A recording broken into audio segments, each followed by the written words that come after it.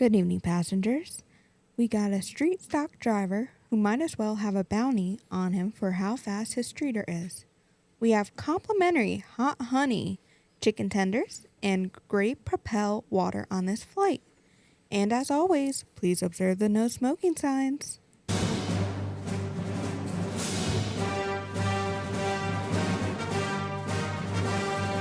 All right, it's that kind of show. We got hot honey? Where the hell's that at? Hot honey chicken tenders. Dude, I was about to riot. They got rid of I the just hot. said before we brought the mics up, everybody turned their freaking phone down. What is he watching himself over there? He's just in his own world over I'm there. about to do that too. You can tell when he's not paying attention to it. He You has love this- calling me out for Well, it, you have too. an amazing ability to just act like we don't exist. Sean gets so pissed. Like, he'll be talking to me. He's like, are you even listening to me? You're not. Yeah, I was obviously zoned out doing something. It's I amazing. checked all that stuff, too.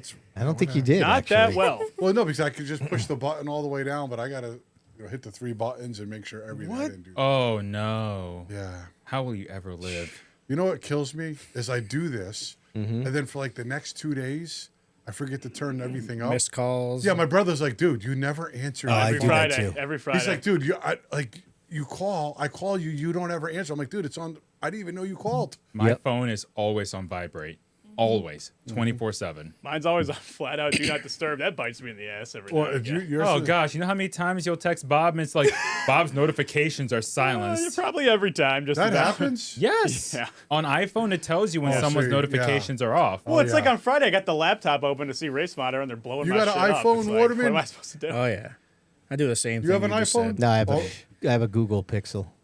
I mean, I have a droid, right? I mean, it's, You don't know what you have. What yeah, are you talking about? yeah, droid. I got a Galaxy Samsung. Oh, you get a Gotta ask his Samsung. wife. Okay, yeah. Yeah, he's got to ask his wife Right. for the information. My wife this, my wife that. I haven't even said it in a while. Stop busting my balls tonight, already. We just started this show. Already. Don't tell me what to do. Oh, here As we he always says, it's Sid's Views podcast. That's right. Yeah, Know the Tom said it in the rules, chat, biatch. I'm impossible to reach. What can I say? There's a long line of people waiting. I didn't know the iPhone. You know, when I'm in a group chat and I think my phone comes up a different color. Yeah, you get the freaking green bubble. Yeah, and they're like, dude, really? You have one of those? Yeah, you're getting phones? no. Yeah, those chat. those dang green For chats. real. Get out of here. Oh. You guys are all freaking juice drinkers anyway, so it's just typical for the type of phone What is you that have. even Juice mean? What is drinkers. that? Yeah, What are you you guys talking always, about? you know what I'm talking about, right? You know the typical freaking juice drinker kind of Yep, people. Yep. Yeah, I don't even drink juice. Well, yeah, you do. I'm you on the drink, Apple you drink a lot of Kool-Aid. it, and you don't Is even that know what you're it. talking I about? don't drink that Kool-Aid. No. No.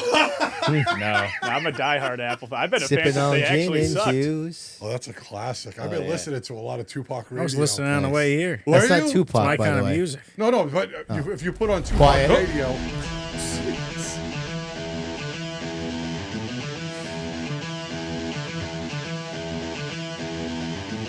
Well, let's start the insanity.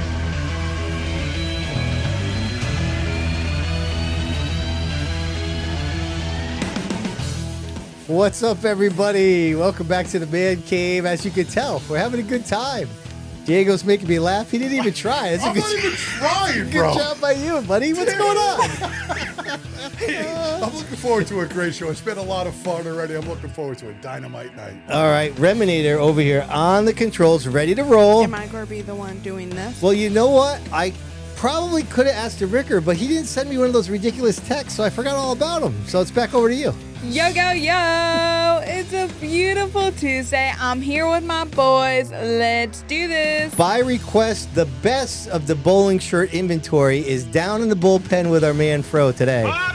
Sid, I mean, I would love to be in a great mood, but I'm getting ripped on. I need to do a little research. Google, what is a juice drinker? Yeah, Fire that one up for later. yeah. BT's over there at the news desk. Where's my super suit? Different tires, same old Loudon. Rose continues to bloom when it's crunch time, and the limited late model title picture has swayed significantly. Indeed it has, and we will get back to you with all the details in a little bit. Don't forget, everybody, now, as we get the show started, you're going to want to get yourself a YouTube membership or podcast membership to the YouTube channel is what I should say. YouTube.com/SidsView/join. Already got some new members in the chat. Love to see that. And already, Diego, as we get started, we have over 100 people in the chat. Hey. They clearly are fired up because we have the Street Stock Badass in the house with us here. I mean, Ryan Waterman's here. What's up, buddy? I don't know if that's What's up, Ryan guys? Waterman. Thanks for having me here. Yeah. What'd you say there, bro? I said, I don't think that was Ryan Waterman. I just saw up there a second ago. It briefly cut to Bob. Unadulterated Street Stock Badass. Oh, all right. I can try an Oh, iRacing. yeah, we'll leave it right up there for you. Yeah, all right. Giddy up. Good job, Remy. Way to get the show started. All right, let's just get things going.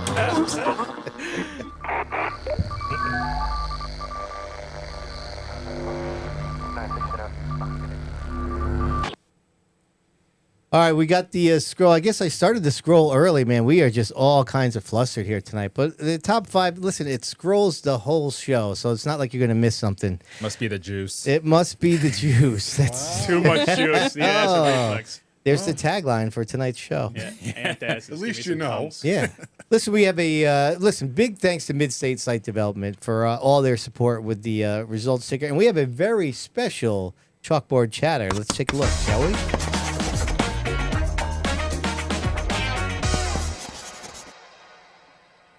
So, it is the Serve Pro chalkboard chatter. That's our friend Johnny O. And Johnny O and Shelby, they have a new addition to the family.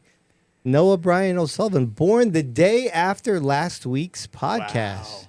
So, Wait a Diego, I know you're excited because the 6th annual Sid's View Cornhole Tournament is this Saturday. Oh, So I called Johnny O, who said, Johnny O has perfect attendance, by the way, of the Cornhole Tournament. So I called him to get a head count. And he says, you know what? I don't know if I'm going to make it because the boy came a little early. And I said, Yeah. oh, congratulations. That's how we found out. yeah. So That's now, no excuse. wow, okay. So Fro laying down the law. Says the guy with no kids. Right. True story. Well, I'm going to be there. Listen, for that, Oh. Johnny O did say he was going to try to stop by, but clearly we're not going to hold him to that. But Diego, Oh, shit. I think that you need to stop by. Well, now, Sid, listen. No, it was bad last year. I know, but it's a good time. You know it's a good time. You came and partook. Did you get third place in that too? Third Oh, all right. Listen, just like this guy that. hasn't done it to me all night. Listen, we're only 6 minutes in. Waterman's on the board. Good juiced job by up. you. So, I hear that there's worrisome on your end here with, My wife this, my wife that. Now, Rachel, listen. Here's what I propose: is I know you're a little worried Diego's gonna have too much of a fun time. Maybe you don't get to the bowl later that day. But here's my suggestion. Let's just forget about the bowl for that day. The late models are off. Diego has said repeatedly he has yet to make a Thursday night Speedbowl appearance. Right. I think this is the week that you get your bowl fix on Thursday night. Okay. And then you come here on Saturday, throw some bags, have some food, maybe a beverage or two. Oof. That's optional. It's Oh. optional, right? No, but Sid, No. that's going to cut into No, valuable Longhorn time. I mean, you're forgetting that aspect. They're open No, late. you can make it happen. I think the last time I was here, there was some fishy stuff going on with the drinks. Well, listen, we hire quality people to tend the bar. Yeah, you do. Listen, we'll have all the photos, and we'll see if Diego's in them next week. We'll go over that, okay? But our man BT had the opportunity to do some pit road reporting this weekend up at Loudon. And a fine job. One of the marquee events, if not the marquee event on the NASCAR Wheel and Modified Tour. Bonssa, tell us a little bit about your weekend there, bro. Well, I parked my car outside of turn 4 and the tunnel was in turn 2. Oh. So I had a nice long walk, which honestly I didn't mind. Get your steps in. Yeah, get my steps in to start off the day. I got there like noon, which is right around when the Modified Tour pits opened. So that was my second time being in the infield in New Hampshire, but first time obviously working it. There's 30 modifieds. Yeah, It's it's a great awesome. field of cars. So just catching up on what I missed at practice and qualifying, chatting with a bunch of people. Got to see Rich Keeter, chatted with him for a bit after the Modified Tour race. Love talking to Rich. He's in the chat, obviously. So, no, it was a fun time. Got my steps in on pit road. And pit road at Loudon is long, and it's ordered by owner's points. Yep. So the top contenders are sometimes pitted down by the start-finish line. Then guys like Emmerling and Beers are pitted by turn 1. So I was walking back and forth a lot. We had a rain delay in the midst of it, but it was a really fun day, and I enjoyed all of it. I got a question for him. Yeah, real go quick. ahead. Go ahead. You put up a post, right, with like pages of notes. Yes. Do you do that as you're walking up and down pit road, or do you come prepared with notes? How does that work? I'm Those curious. notes I took were before the race, talking to teams following their practice and qualifying, just Right. in case it's a story I can talk about during the broadcast. Honestly, however many notes you put down, you probably use like 10% of them during the actual race. Right. Just because a lot of it is ad-libbing off of what is currently happening during the event. Yeah. Right. So it's just notes I had that could be applicable during the event whenever the time is Well, I appropriate. seen the post. You had like 2 full pages. I was like, damn. Right. Like, Yeah. Well, Like that's Well- like homework. I mean, I feel like the time you use the notes the most is during like downtime, like the rain delay. I mean, Yeah. when the action's going on, you're not, reading off stats. But when there's like a caution or red flag, And that's- correct me if I'm wrong, it's when you probably hit the sheet, right? But even during the rain delay, a lot of the talk is about what's going on during the race, not what happened during practice. Because Sure. that rain delay happened with less than 30 laps to go, I think. So by that point, so much of the race had happened that you can just talk about the race itself, let alone what happened the day before. You did a great job there, though, because those rain delays, that's when it's on you. Because Oh, yeah. you're the guy that's in the trenches that can Oh, get yeah. the stories to keep the viewer I thought engaged. you did all right. Wow. You did all It right. could always be better. Could always be better. Wow. Well, we'll talk more about the race later, but it had its share of shake. I'm not listening to Diego. Yeah, Who just cares? Dude, you're Listen. messed up today. You're awful, About bro. Sid's text. Ooh, the weather gods are listening to me right now. We'll talk to that later. We'll talk later. I'm like, I gotta listen to this guy right now. Listen, we have other things to do than talk about that.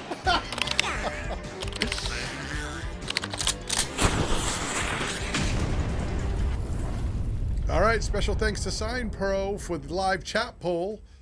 Tonight's question will be, who will win the NASCAR Wheelman Modified Tour Championship? Ooh, okay. Now, obviously, there's some top contenders, and I'm going to name off 3 of them. All right. And maybe I'll kick it to you, Sydney. Maybe you can mention one All or two. right. But the first, I'll get prepared as you're doing that. the Sure. first one is Austin Beers, who recently took over the point lead, I believe, or is in contention. That is correct. Patrick Emmerling, who had a tough night, a tough day at the track. John McKennedy, who just, Bonssa is going to get to that. Just absolutely. He's on a heater right now. Oh, my God, is he on a roll? Yep. Or is there someone else, Sid, that maybe you could mention? All right. Well, Kopsik's in 4th place, 32 back. Hirschman is 38. He's not points out of it back. either. No, And he's then absolutely not. Tyler Ripkema is 44 back. That's the top 6. They are all within 50 points. With 4 races left. With 4 races left. So, Yeah. you guys have heard the people. All our podcast members can now vote in the live chat. And hopefully my boy Sydney will give us some updates as the podcast progresses through the evening. To the point of the 4th and 5th, it's unfortunate we can only fit 4 on there because Yeah. all those guys are within a race where you just ball it up, and then the guys back there, top 5 are right back in the mix. So What did you mean by hopefully? Well, sometimes you get...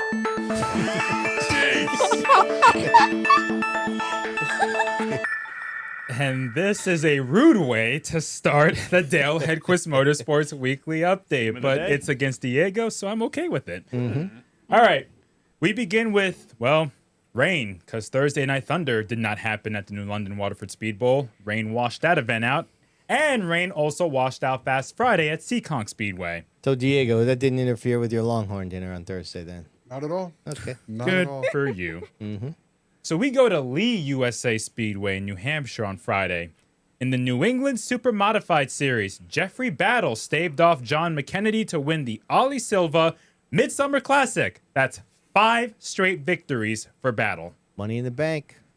Well, I have video of Jeffrey and John going back and forth. Okay. So let's Battle Fire it now up. looking to put a lap on the 5th place. That's car, Battle in the 97 14. Swanson, who McKennedy right himself behind is him. boxed Look at all that in lap by traffic. Katie and Yeah. Dude, and them things are wide, Which way too. are they gonna go? Do they have mirrors? I Looks don't think like so. The outside line is the one moving. McKennedy No mirrors, gonna no spotters. shoot his This shot is on some the wild inside, racing, looking for though. the lead out of 4. if you're side by side, the track's basically 3 blocked. wide. Oh, my On the God. turn of Right? one, Battle takes it back in the high groove. Battle never They backed off. split the lap car That in is the back almost straightaway. disturbing. What a show for the Ollie Silva Classic. Hey, you got to have some temerity For to drive real. those things. Yeah, right. Here we go again. That's a great words. I know. Listen, I mean, you're what? going, yeah, right. First of all, you're throwing too many big words at me. Okay, now, because I don't understand them, I'm going to take them as I disrespect. had a dog named Tamara, and you said temerity, but all right. Read a thesaurus, okay? That may even be too big. Yes. Do not Here we hit go that's what again. she Stop. said. Read a Jesus. dictionary. Okay. Waterman, you go. would you ever jump into Supermod? I'll try anything once. That's the Man, answer you we're need- looking You need for. some big balls for that.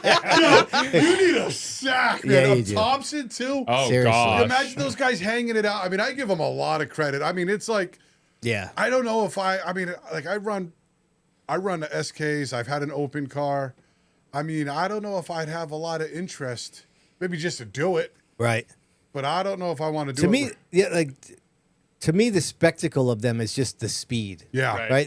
It's very like that clip was fun to watch because it's almost like rare that there's that kind of crazy action. Yeah. A lot of times those races get drawn out, but Yeah, most of them are pretty boring. Yeah. Well, there's so much right. aero effects. Well, you but I see mean, what it's happened in short track. practice? Was it Rob Summers? Oh, yeah, junked Look his how messed car. up he got from Yeah. That that. happened I at mean, Lee. Yeah, junked Oh, it in boy. practice. banged up his Imagine ribs. doing that with a couple other cars at the Right. same time. That could get real ugly. Yeah. I love it when the weather is right. You can actually see the vortices from the wings of those super modifieds. I think on. those That's I are mean, just dude. made up, bro. First of all, you're throwing too many big not words made at up. me. Okay, now, because I don't understand them, I'm going to take them as disrespect. How many times do I have to mean, play that I mean, soundbite shit. in full Or tonight? how many minutes in? you're just full of a vortices. Unbelievable. All right, you know what? Stay offended. I You don't gotta care. dumb it down for us. Perpetually Golly. disrespected. All right, Diego. go ahead. Yeah, tell him perpetually. Bob probably doesn't know what that is either. All right. Nima Midgets. Nima Midgets. Randy Cabral drives off to his second victory of the year. Just not the right series or division for Bob. That's Because in the Nima Lights, Zach Martinez held off a challenge from Randy Cabral to claim his third win. And you know what? I got some insult to injury on that. On Monday night, we were waiting for the car track to maybe dry, which I didn't get. And he comes up to me. He's like, "Hey, next time, don't pick Randy Cabral." Was that Martinez? Yes. Oh, that's great, man. He looks like a heat-seeking missile. I was like, dude, you had to just come and rub it in. I Yeah. mean, come on. There was also a really bad wreck that happened. So let's watch. Looks All right. like it's the 88 of Atomic who's in the wall off of turn 2. Safety crews attending to the 88 of Tyson Atomic after a tough man, it lick tried to there in take turn off. number 2. Yeah, I think he banged up his knee because he tried climbing out and he was feeling it. But Wasn't that bad. We still had all four wheels. Oh my gosh. okay. He's a younger kid. He was Wow. Oh, doing was he quarter younger? midgets when we were doing quarter midgets with my son. I mean, yeah, listen, thank you. I hate, Thank you, Ryan. I hate to I don't see know his any- age, but I know he's on the younger side. Well, Well, I've seen Diego. some nasty wrecks. I mean, yeah. he continued to drive down the straightaway after hitting it. Oh, I don't know if he. I think that was Have just you the ever- car slowly Have you coming ever to a seen stop. any of my wrecks in an SK? Well, stop wrecking. Damn. By the way, just real quick, back to the supers. Keeter says no mirrors, no spotters, and the flagman doesn't use a passing flag. Right. Yeah. Oof. Man, they're just raw dogging it. And people complain. Exactly. And people complain about SK lights not having spotters. real. Yeah. Just saying, 900 horsepower. Let's go to Stafford Speedway on Friday. The SK Modifieds. Marcello Refrano held off Keith Rocco for several laps to score his third victory of the season, his first time winning 3 times in a year.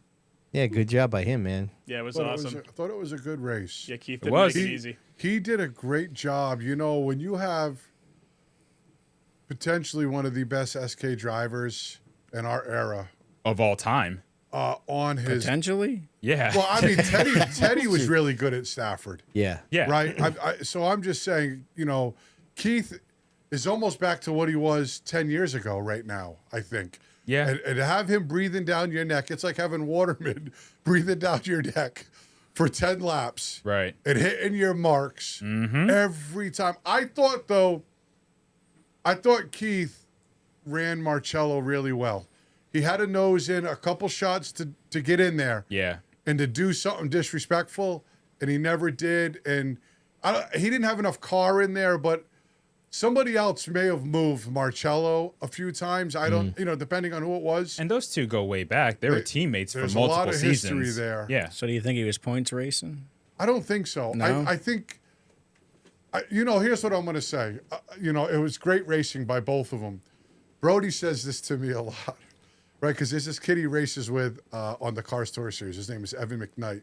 Great kid, right? And Brody's like, I don't want to be friends with any of these guys. I'm like, why not? He says, because I got to cut him a break. Yeah. I don't want to cut him a break. If I'm friends with him, I got to cut him a break. Yeah. Well, And I'm not saying that Marcello got to give me because he drove his ass off and he deserved to win the race. He's been fast all year. Yeah, Keith shipped it in there 7 or 8 Oh, yeah. times. It just didn't stick well enough to get by him. Yeah. you want to talk about cutting brakes, Remy? I don't think some brakes were cut necessarily Yeah. with what you're Earlier going in to show. the race, perhaps. tested all day long. And there it He is. throws the Chassis Pro machine. Touch there. And Tyler Chapman, they're wheel to wheel up forward. Touch again there. And there. Tyler Chapman slides This is wide, lap R41. 6. They are side by side. Well, you for got to the race get him lead while with you Man, can. The they're tires banging don't wear out at there. the same Owen rate. made Now's your contact with chance. Chapman in 3 and The 4. guy in and third he's gonna wins it. Clear Chapman for the lead. Chapman That forcing his clear way to the bottom was somehow aggressive. to get in second spot in front of Verfrano. Back up front, Maybe a top little three, too aggressive for nose to 41 tail. seconds. Oh, Here 3 comes laps Chapman, later. testing the waters to the inside. Oh, he they gets touch. into Todd Owen. Owen has a left rear flat, does a 360, another Good one. to not see the rest of the pack collected in that. Contact Yeah. with the wall Thankfully, after the he 81 and Tyler left track. Chapman got together in the battle for the lead. Yeah, that's pretty crazy that nobody else got collected in that. Yeah. Especially when they're running in the front of the field. Yeah, I took Tyler Chapman. And I'm sitting and I'm watching, oh, what are we doing? I mean, like, Yeah. because usually he comes into his own as the race progresses. He does a great job, but, man, there was a small hiccup there, that's for sure. Yeah, as soon as that contact happened, I'm like, he's going to the back for that. Yeah. It's unfortunate because they both had fast cars, but Marcello said he was watching those two because he felt like something was going to happen, Yeah. and Yeah, he left him a eventually little room did. there. Yeah. In the late models, Wayne Corey Jr. finally breaks through with win number 1 on the year.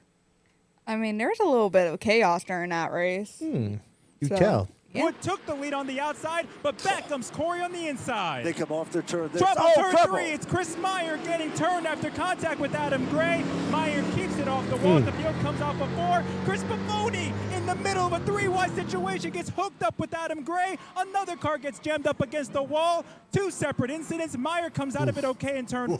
But 2 of our top drivers this Crazy. season, Adam Gray Yeah. and Chris Pavoni, caught up in a wreck tire. down by turn Adam 1. wants out of there. No. By the way, Adam Gray got placed on probation For what? for the next 2 events for over-aggressive driving. Oh, do you think he was?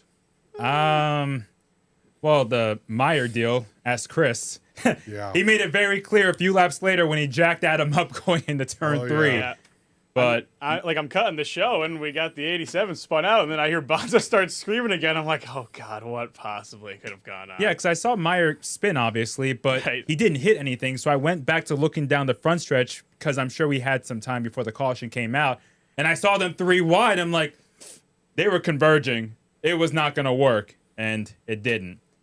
It's just, that was Well, you know, a chaotic lap. Adam Gray, you know, I always got to put my 2 cents in here, Always. right? And that's, whether he likes it or not, that's Adam Gray style, right? He's it's like our guest here. Adam's aggressive. Always the aggressor. He's always looking to win every race. Why shouldn't he? I mean, he's got the accolades to back up that driving style. And unfortunately, you know, he got into, you know, Chris Meyer, which was unfortunate. It sucks for a guy like Chris, you know, because that dude's driving his heart out, even on bad nights when his car's, you know, it's like a tire game with that division. So if Yeah. you're off tires, you could see he's like maybe lingering 7th or 8th, driving his heart out. Right. He had a good car Saturday, and then you got to deal with that. You know, you're like, finally you got something good. You're like, damn it. You Yeah. know, it just really pisses you off as a driver. But that just continued on with whatever was going on with Pafoni there. I mean, you know, it makes for good racing, though. You know, I mean, like, it's entertaining because for a lot of that time, for weeks on end, yeah, that division would just stretch out. Right. And you would just watch like single car racing. It was kind of stale for a while. Stale. There, yeah. Right? And nobody wants to wreck their car, but at least it's throwing a little spice. Well, there was a little spice beforehand because a couple of the lapped cars the leaders were going by had a bit of a adventure in doing so. So it kind of narrowed things up a bit. Yep. My boy, 2 Scoops in the chat. He's still not happy about it. Yeah, I listen, he has every right to be pissed, right? Because he had a good run going. He's trying his hardest to just run solid, and he does. Yeah. And well, Meyer and Gray, they've had their run-ins in the past. Yeah. Yeah. It was funny earlier in the race. Actually, I think it was a little bit after that when Corey and Wood were battling, and they came up on, I think the fathers, right? You had Corey Senior out there, and then Corey Senior and Wood started. One of them took a little wide. What are we doing? A little bit of wide there. I don't know how that went. But. I did see it, so I'm like, this is going to be. This is getting conspiratory. He misturned one a little bit. Yeah, on accident. And then, And then Scott Davis spun right in front of Corey coming off of turn 4, and I thought that was going to end bad. Yep. There was a lot of chaos for a race that only had 1 or 2 cautions. Hey, Corey has had a secretly really good year, though. Yeah. He's third in the points. And I think the only thing like he posted this week was eluding him was a win. Yeah. He's been fast enough to win many times. He's been out front. I think he lost a lead a couple weeks ago. I thought it was to Gray or something, and I thought he had a winning car that night. This week he got a chance to get away, and he lost the lead to Wood on that chaotic restart, or one of the chaotic restarts on the outside, and got back by him before the yellow came out. Dude, could you imagine how he was feeling at that point? Like, you want to talk losing about the lead? Yeah. Oh my God, I just lost the lead. Are you? Yeah, right. And to a car on the outside, no less. Yep. I think he sailed it in the one pretty deep. It was like a little rubbing. I got to hold this cat up for a minute. Yeah. Because Wood was fast. Oh, he was very fast. Yeah, Wood was quick. He had a car that could probably contend for the win. It's amazing how those cars, though, we touched on it a little before. I wish they got on like the modified deal where everybody was on tires every week. Because it's like the division has turned into what the modifieds were a couple of years ago. Remember, guys were saving tires. Yeah, right. And then you didn't know who was on tires. This guy won because half the field didn't put tires on. Yeah. The division, they need to do something where they're almost on tires at the same time. Every week, right. So it turns into a race every week. What is their It's rule? so tough. 2 tires per week. Right. They get 2 tires per So they week. save. They might run the second week without tires. Right. They And can then buy 2 tires a week, but they don't have to use them? Correct. No, as opposed to the SKs, which I think you have to put You on have all to. 3 every week. What's it in your division, Ryan? 1 tire every other week.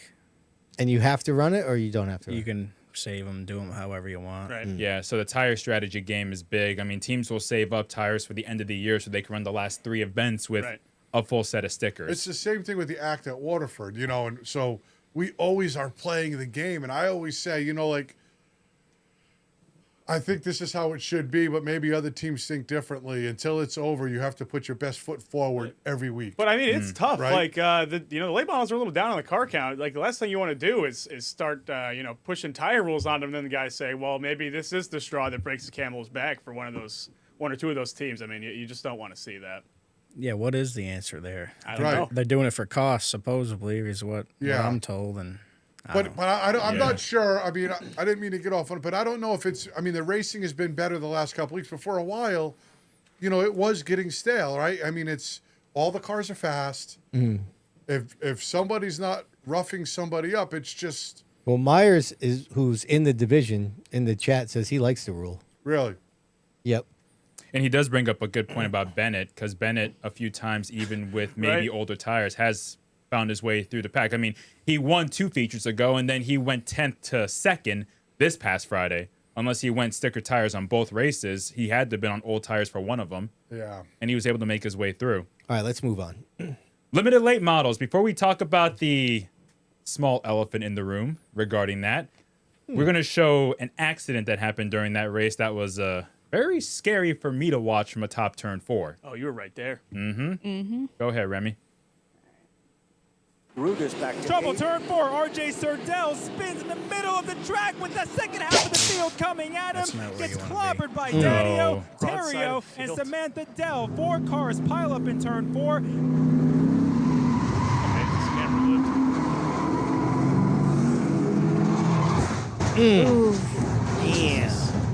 So that happened directly in front of me. And when RJ spun and came to rest with the driver's side facing oncoming traffic, I immediately looked to my left and I saw a pack of about 6 cars coming.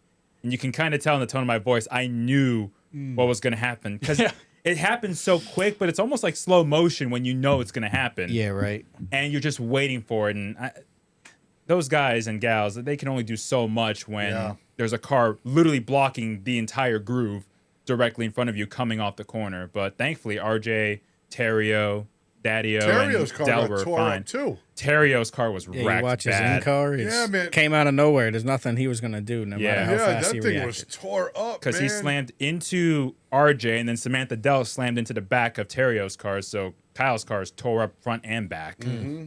But let's talk about how the race concluded. All right. Travis Hydar took the checkered flag first, but was disqualified in post-race inspection due to unapproved modifications to front suspension components, including the sway bar mount, upper A-frame mounts, and jacking bolt locations. Dwayne Provost was awarded the win, his first since 2019. Now, Hydar put a post up, and he said that the team was not made aware of any issues regarding the front clip previously. Hydar added that the front clip was replaced after his season-opening accident and was purchased from a track-approved vendor. That clip was deemed illegal in tech on Friday, according to Hydar. He also said the team takes responsibility for not checking the jacking bolts locations on the new clips or on the new clip. And it was also stated by Hydar that the team believes the best option moving forward is to change the front clip completely, meaning their 2026 season at Stafford is over. Yeah, I mean, I can't. All that stuff is really over my head, but I just know, like, as a fan, not having Travis in that team in that division sucks. Yeah. Yeah.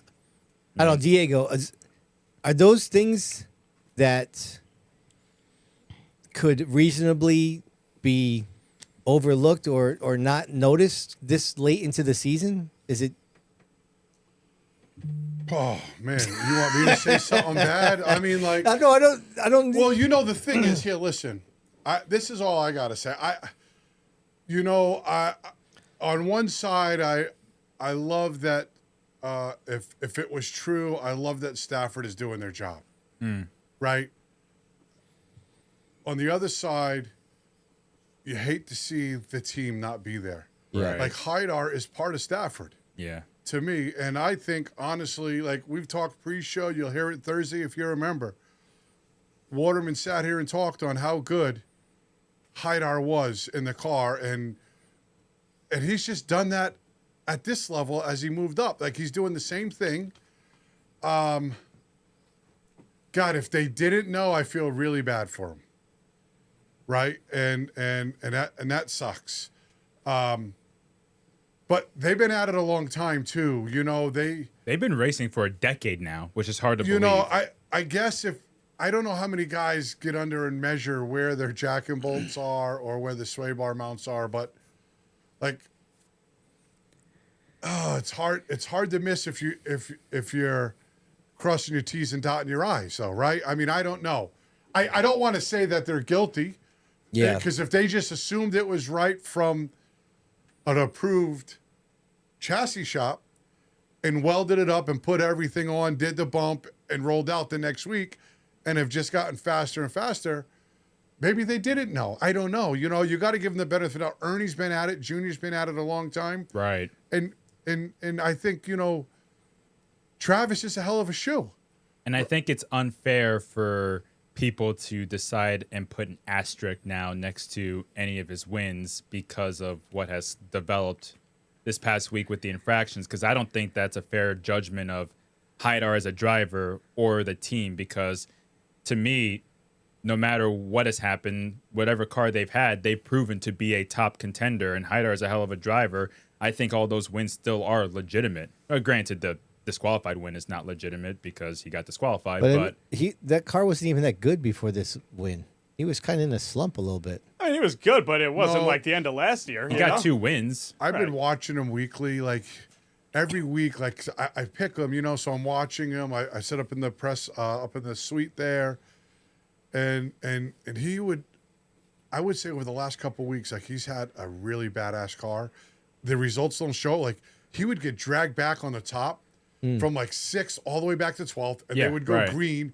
He would drive back to 5th. Yeah. He'd pass every car, but they would stretch out. Like he was the fastest car on the track. And just the wrong lanes have worked out for him over the past couple of weeks as I was watching. it's just so. I'm happy that Stafford's doing their job, right? And how do you put that on an approved chassis builder? I mean, I'm just saying, how do you know that they didn't do something, or how do you know that the chassis builder didn't do something? You know, it's such a rocky slope there. You're not going to hear the full story from both sides. Yeah, you'll never get the right answer, and I feel bad for all parties because the chassis builder's probably pissed off as hell, and he definitely is. And Haidar and them are feeling the same way, right? I mean, there's no winners here. It's a sucky situation all around. But I bet you... Does he still have his streeter? That's the question. I don't know. You know what I'm saying, Oh, Waterman? Bring it out. Yes! That's what I'm talking about. Let's go. Let's revisit 3 years ago. Have ourselves a classic. I would love that. Well, let's go to the street stocks. All right. PJ Evans held on to get his first victory in over a year. Ryan Waterman finished third. After I picked him. Just like Diego. Unbelievable. Yeah, you finished... Jinx me. Oh, I'm the pick 'em We need leader, a yellow. guy. Where's the guy that spins out all the time? Needed that. Wow. Oh, yeah. Listen. Yeah, good job by PJ, Yo, man. PJ, though. I mean, you He's got to been admit, going good. PJ's a shoe. Absolutely. Yo, Yeah. PJ... Car's not been so hot, though. Right. And In the but turns. you know, Phil came to my shop today, right? And I said to Phil, Phil's one of my better friends, right? I said, there's guys like Aaron Plemons, Brody Monahan, PJ Evans. They make their parents look good. You know, Oh, yeah. Yep. I mean? And PJ, he almost slipped up in 3 and 4. Brent had got underneath him. Right. Yep. And PJ gathered it back together, and all he needed was this guy to start pecking. I was like, I'm thinking, I'm watching, because, you know, I'm rooting for PJ. Been a friend of mine forever. Yeah. And I'm like, Waterman's coming. We see those two side by side up there. The 75, I mean, you're closing fast, basically inevitable in these races. And I'm 3 laps to go, they start banging doors. I'm like, 75 is going to win the race. I'm thinking, there ain't no way. I'm thinking, Gleason, he better make a move now. I mean, you got to single out eventually. Or Waterman's going to make the move for him. Right. How was your car? Fast. It was all right. It's never perfect. Nothing's ever perfect. But, yeah, they started going after it pretty good there. I was trying to maybe do a 2-for-1 deal there. But I don't want another drive-through, so trying to be nice, you know. Right. You got held up early. Yeah. You got your teammate passed you. Yeah, well, Gamba Quarter, he was real fast last month. Lately, I don't know if they're trying something different, but it's kind of took a while to get around him, kind of. Yeah. Yep. And who would have thought there'd be no yellow? That kind of did it in for me, Right. really. Yeah. When you think about those races, right? Like, it's hard for you because you're always the last of the handicap cars, right? And so if they go, like, you almost, like, you can't blame him, right? Like, if they go long greens, like, you can't waste time. Like, you can't waste 3 laps on a car. Right. Because it's I just proved that to people that say you can be patient. Look what it did. I finished 3rd. Right. Yeah. The first bid I put on Gamma Quarter, I could have rubbed them up a little and been off and running them down. And you see what happened? I didn't. And right. That's that, really. Right. I mean, usually you kind of expect maybe you get like a rental caution, right? Like someone goes around in the back, and then if you get up to 4th or 5th, is that the first one this year? But it was nice not without to a caution. It might be. It was nice not to see you hit anybody this week, though. Wow. Hey, name one person I spun out, Diego. No, I'm just saying that's for the 3rd comment. So yeah. At CONT a few weeks ago, you were there for the tri-track race. Oh, that was awesome. And one of the late models spun out, and I went to Ryan and I said, "Why'd you cause that accident?" He's like, "I caused all of them." Listen, this guy's got a target on his back in that division. Everybody's gunning for him, right? Or they're gunning to get out front. You know, it's like it's almost like they're driving for their life because they know you're coming, right? So we got to get out front. And I think the week that Gamba Quarter had won, you finished 2nd, right? Yep. And so that's a typical situation. Like, he ran off and hid, and you were coming. But thank God he was driving hard to get off and hide, because it was like the old days of Rocco. You know he's coming. So you better stick the pedal to the metal. I love what Ryan said at the end of his interview on Friday after going through his sponsors. I hate 3rd place. Yeah. Well, let's go to CONT Speedway on Saturday. We forgot a division. Yeah, you skipped over the SK Lights there, Oh, Chief. my bad. I did. Wow, I did skip over that. Sorry, SK Lights. You all had a good race. So good you forgot about it. Yeah. I don't do that very often, so my It's all bad. good. It's all Especially good. to Chris Matthews, because he outlasted both Tyler Berry and Robert Blox in the third in the final laps to go back-to-back. I do have footage of the last lap, so let's watch. White flag is out. There's no surrendering at the point. Final time around. Who's it going to be? Blocks him, reels him in, taps the back bumper. Matthews is out of shape down the back straightaway. Matthews throws Nice a little huge race block, here. covers the Is that a bottom, block, blocks it to Ryan? the outside with Berry on the bottom. Commits to the Last outside lap. lane. I wouldn't have Blocks looked to him. the Here comes outside Berry if to I was the Bloxham, inside for but- second behind the all-time winningest driver. Maybe he was trying to get a run or something. I don't know how his drive. Man, and I kind of thought after the mechanical failure streak for Matthews, it was done and settled for him. But do not count him out of the points picture. I mean, they got that huge ass field. Tyler Berry's now leading the points. I know. I mean, you do the math and it adds up. But I kind of thought a month or so ago it was kind of a shoo-in for Anglaise. But yet here we are. Well, and Glace got caught up in that wreck in turn 2 and ripped the right front off. Yo, I love and when then walked off. I love when he gets on social media. Oh, he had a good He's one. entertaining. No. No, He's he is. entertaining. He's like he's trying to do the right thing. He's right? trying to be disciplined. And It's a disciplined. You can see like the steam coming out of his Yes. ears as he's typing. It's so funny, yeah, because like I told you, like you could watch you come in or somebody coming through the field, you could see when it's starting to get game time, and just by the way he comments and writes his posts, oh dude, it just tells a whole different picture. It's like he starts off mad, and then throughout him writing it, he gets to like, we have to get it back together for Yes. this team. I'm like, I love the emotional arc that he tells in those posts. But It's pretty good. Here's the thing. Nick Anglaise has a fire like very few. And so a night like that is going to fire him up, and I think that's going to make him more dangerous in the weeks to come, especially now that he's not being hunted. He's going to be the hunter. Oh, yes. He's going to be more motivated. Well, the problem with him though, to me, I think like Nick, he got a short wick, right? It's going to take somebody to do something wrong to him. He is not out of it, so he has to keep it together, right? Because he been gunning for the championship for a long time, multiple years. Yeah, and like you could tell, like the wick is super short right now, and it's going to take somebody to rough him up a little bit. And he can't let that bother him right now. Well, you know what it reminds me of? Last year, Megan Fuller, Nick Hovey. Tyler Berry's like Megan Fuller, quietly consistent. Right. Hovey won a lot, had some bad runs. Anglaise has won a lot and has had some bad runs. Right. So which one comes out on top? Right. Ryan loves to win races, but you still got to win a championship. And so Anglaise has to balance that in terms of going for the win, but also trying to get good points. Listen, it's been impressive, we haven't talked about Tyler Berry a lot. It's No. getting late in the season. Right. I for one expected to see him win more than he has. Would you believe it if I told you he's never had a 2-win season at Stafford? Right. And all of his wins have come, I think, in September or later. Wow. Right. Except maybe 1 year. But he's been a 1-win season driver, but his consistency brings him up there every time. Well, that's what I was going to say. He's just doing the right things right now, quietly, not pissing anybody off. Right. Just doing his work. Yep. Comes and does his job every Friday night. And he may walk himself right into another championship here. It's statistically just kind of improbable. I mean, he has 11 top fives with no wins this year. Like, you think eventually, he's just going to be up in third and the leaders will fall apart and he's there. But no.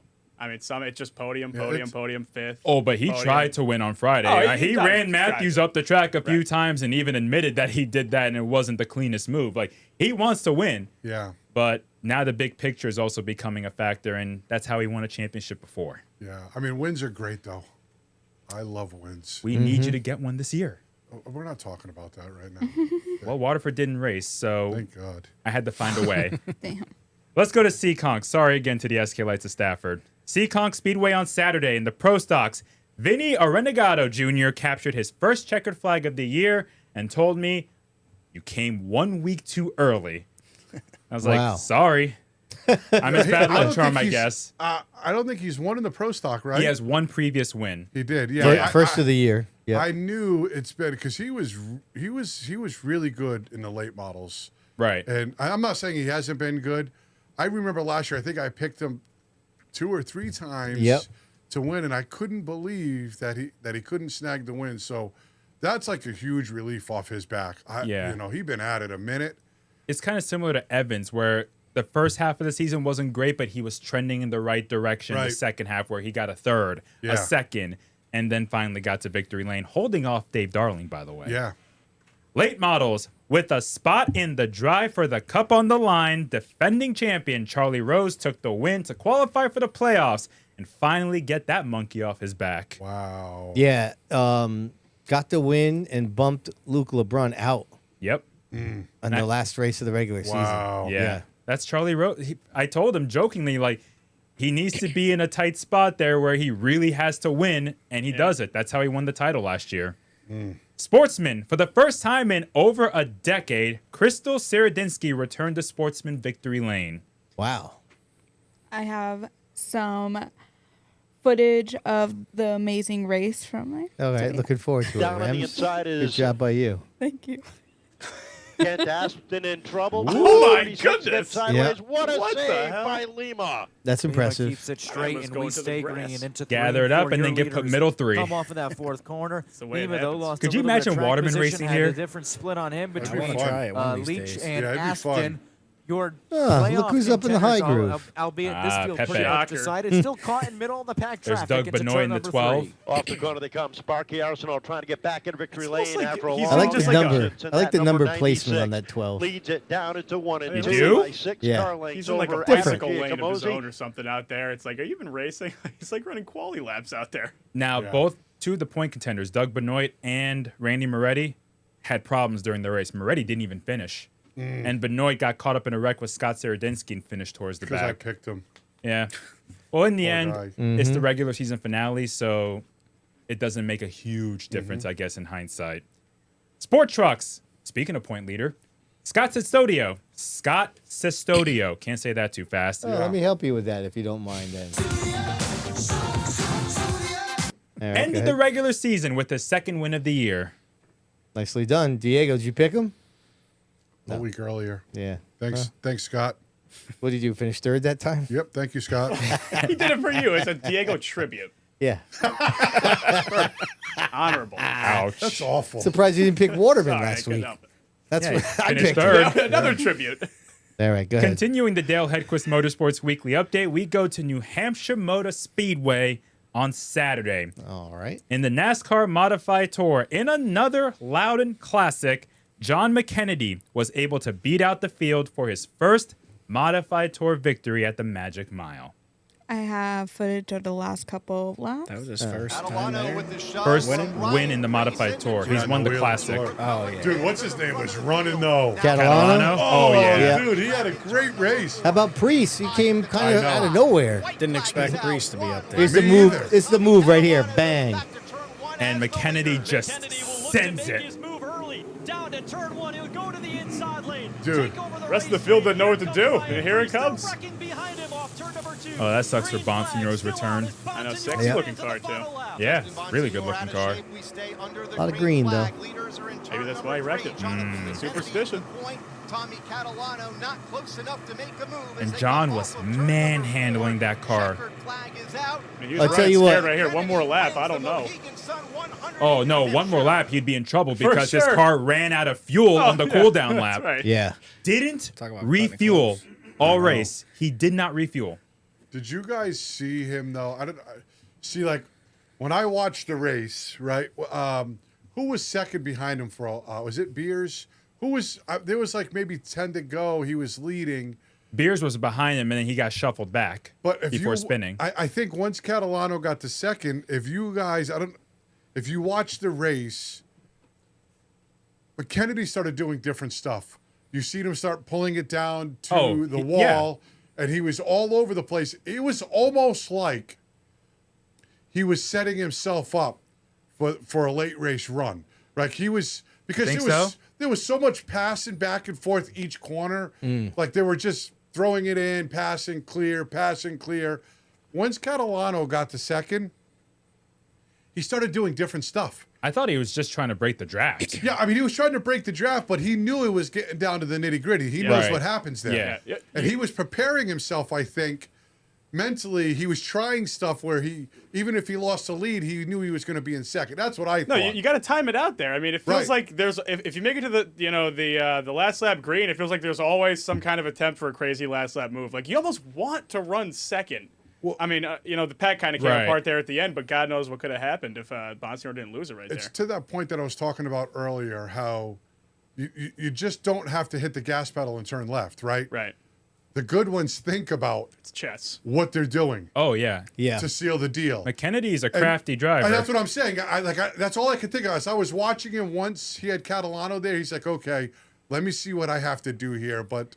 Man, what a great win. Right. Emotional victory lane for him. Oh, yeah. It was great to watch. Like to somebody that has won so many races and to just like almost start getting emotional because it's one he's been trying to get for a while. Yeah, I've been lucky enough to really, I've been talking with McKennedy more often this year, gotten to know him a little bit. And I definitely sensed at the beginning of the year that he was on a mission to like prove something. And that almost seems ridiculous, at least to me, because I always thought that he was badass. Right. And, but I mean, he is just on a freaking heater right now. Like he basically went from one of the greatest races I'd ever seen at CONT with that win out of freaking nowhere to winning the marquee race on the NASCAR's tour that he had never won. Right. And I said to him when I talked to him, I'm like, bro, that move when you dove down in front of Priest was that was the move. And he says, yeah, he's like, I was either going to be a hero or a zero, but I knew I had to try it. And he's like,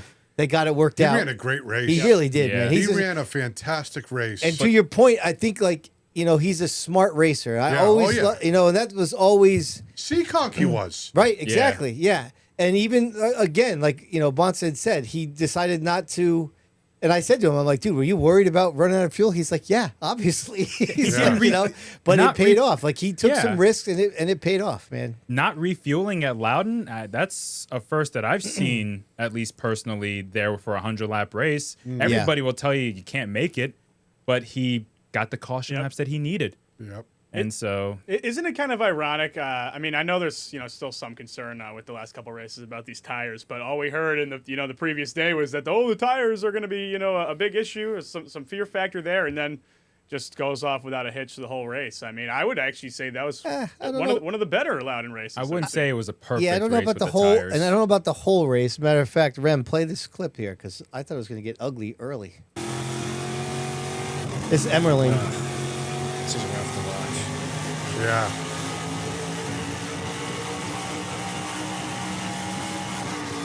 You're going probably, 160? Yeah. Now, is that the tire going down, or was that from the contact?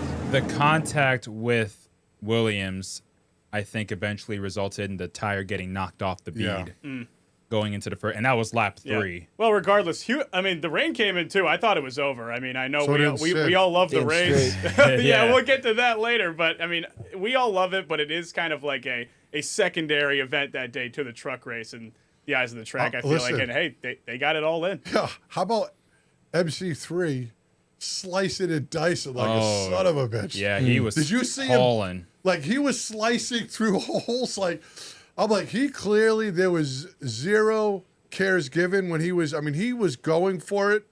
It was a lot of fun to watch him. And it's, I'm going to be honest, man, it was really cool to watch the 13 out there. The whole car with the number and the gold leaf number. Yeah. I was quietly rooting for him to do something there. I thought he ran great.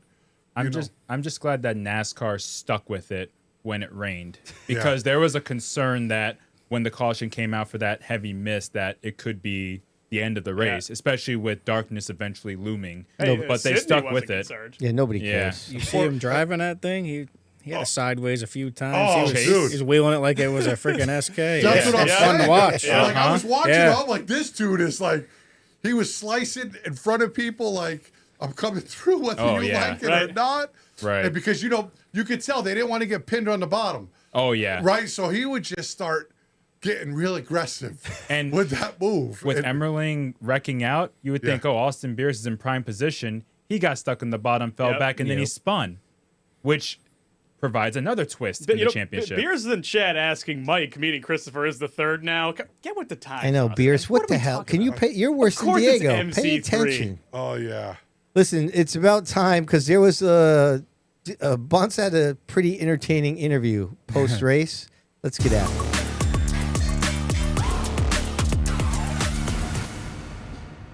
All right, as always, thanks to our friends over there at K2 Automotive. This one had me laughing when our man BT went to interview Tommy Catalano after the race.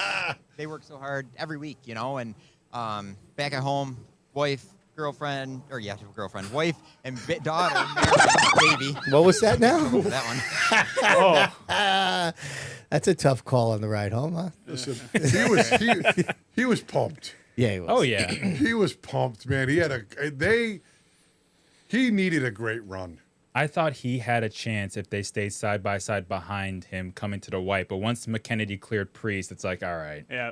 He's going to shoot the gap. I think that killed it was when the 51 got into the little skirmish. Yeah, he lost It stopped all the big runs down the backstretch. I mean, plus Priest was side by side with Catalano. Yes.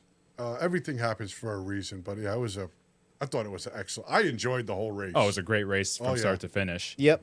Let's go north of the border to Autodrome Montmagny for the American-Canadian Tour. Stop it. I love it when he does that. Jesus. Caden Fisher passed Raphael Lassard in the final laps to claim his second win of the year. I have footage of the remaining laps. 4 to go.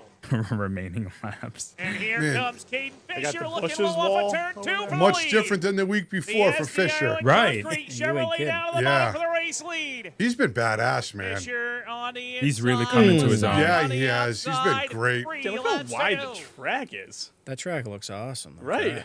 I just love how you can fit the garage inside the infield. I think it's like a 3/8 mile racetrack. Tapley can correct me if I'm wrong, but Yeah. it's a nice little I track. mean, Fisher has, it's like weekly you're talking about him. Yeah. It seems to be. It used to be, who was the past champion there? Trayton, is it Trayton Lapovich? No, last year Lassard won the championship. Raphael Lassard, right? Yeah. Yeah, I feel like he's getting close to that level right now. Tapley says a big 3/8. Yeah, so a big 3/8, yeah. But I tell you what, to bounce back from the week they had prior, Right. blown engine, destroyed race car, and to do that within 7 days. You could tell, like, those ACT teams, like I talked with, like me and Robbie Summers had talked about this, like the ACT Tour, right? Like, it's not an easy series. Like, you have to have your stuff together. I mean, I have a hell of a time at the Speedbowl, never mind going against running guys like that. They've got solid crews, solid tire programs, and to show up at all these different tracks and compete for wins is a strong testament to not only the driver, but the team. Right. Yeah, it's good for those guys. I've been at Loudon before and watched, this 300 lap or whatever it is on their motors. Guys changing motors for the next day. That's what I'm saying. Tour, like, they're serious. And then they're coming in off of tire changes and scaling their cars. Yeah. Right, and resetting bars. I'm like, whoa, like, this is a lot. Well, Waterford ended up going 0 for 3 this week because their back-to-school bash at the Speedbowl was postponed due to weather. No makeup date as far as I'm concerned. All right, let's do a little points, see what we got going on here. This should be quick with all the rainouts over there at Stafford. Rocco's got himself a 56-point lead in the SK Modifieds over defending champ JP. The late models are very interesting. Gray with the 12 points over Chrissy Two Scoops. Wayne Curry, as Fro said earlier, is now in third. Gamba Quarter right behind him. That is all bunched up. Yeah, it is. Look in the middle there. Our guest there, Ryan Waterman, 46-point lead over Brent Gleason. Looking good, but there's still plenty of races left. Tyler Berry now with a 28-point lead. We thought this was going to be the Nick Glace, Chris Matthews show earlier in the season. Sure. And so Tyler's got the lead now. Dalton McCarthy up to third, by the way. And then on the bottom right, we got Rich Hammond is now in the lead by 4 points over Jeremy Lavoie. That is the last time we'll see Travis Haidar on this graphic. So big thanks to Myers Crazy Hollow Creamery for the updates there. Now, CONT had the end of their regular season. So this is the final points for the regular season. Top fives across the board. I'm not going to get too into it because now they have the drive for the cup. And this is what it looks like. So they you get 5 points for being the point leader, and then 3, 2, 1. Plus, you get a bonus point for every win. So in the Pro Stocks, you got La Scola and Darling now tied atop with 7. Chase Belcher is atop the late models. Scott Custodio is leading the trucks, and Randy Moretti is leading the sportsmen. By the way, Custodio in the chat says him and Crystal, they believe the first couple to win on the same night. So Really? That's Very pretty cool. nice.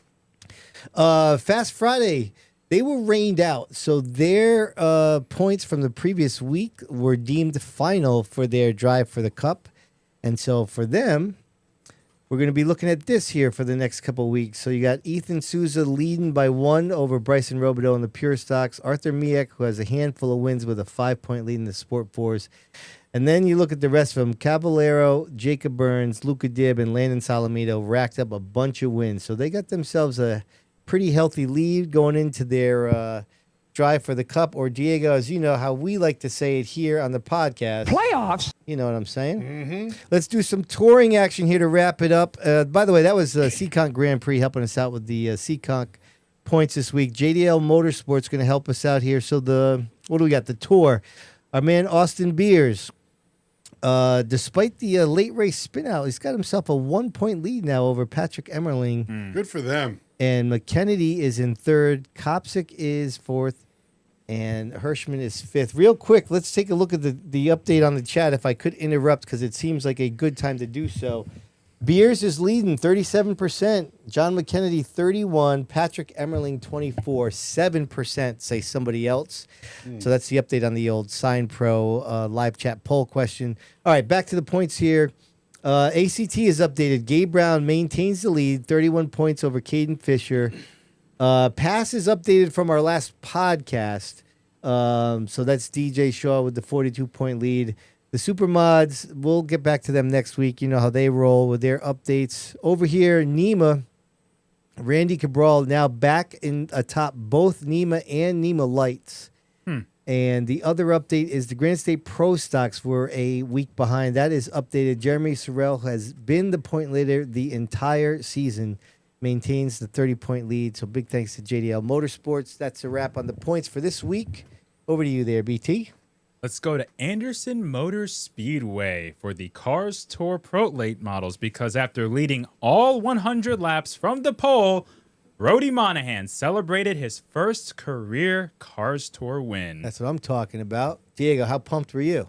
Pumped? I was like, when they got the white flag, I jumped out of my seat. Yeah. And it was equivalent to me, you know, as a Huskies fan. Yeah. You know, just that feeling, but even better. Mm-hmm.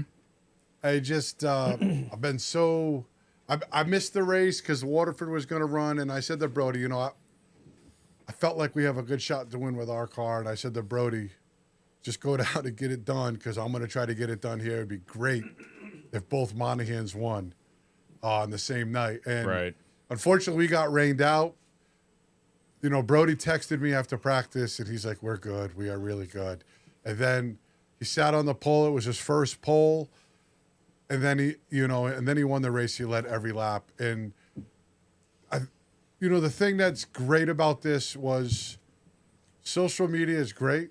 Mm-hmm. And then it's also really bad at times. Mm-hmm. And the week before Brody had at Hickory, he was really fast there. He had a real fast car. And he was so down on himself. It took some convincing for him to go to Anderson. Really? Yeah, he didn't want to go. You know, and you look on social media. They're brutal. And we talked about it earlier, right? Ryan's like, well, I see him, but you try not to pay attention. Brody's a 17-year-old kid. Yeah. You know, and he loves racing. He knows what happened. And there was no better way for him to go down and just redeem himself and be from the lowest of lows to the highest of highs. Not to mention, how about this? They call that a get right. Yeah, that's what he needed. It just happened to be good for my brother, because he is stuck, him and my sister-in-law have stuck their neck out on a line to do this whole deal down there. Anderson doubled the purse. Like, what a night to win, right? Right. You know, what a night to win. Yeah. And to win everything, halfway leader, pole, just swept the night. It's got to help quite a bit on a small team, you know, versus what some of them guys There's got, a lot you of know? big teams down there. My brother's is constantly grinding. So it's just so proud of him. I could talk on and on and on about him, but I remember the days when me and Sean first started racing, man, we didn't have shit. I mean, we're welding tie rods together to make it. You know, running these enduro cars. My mom wouldn't sign the waiver for my brother. He's out in the woods running his Valiant, right?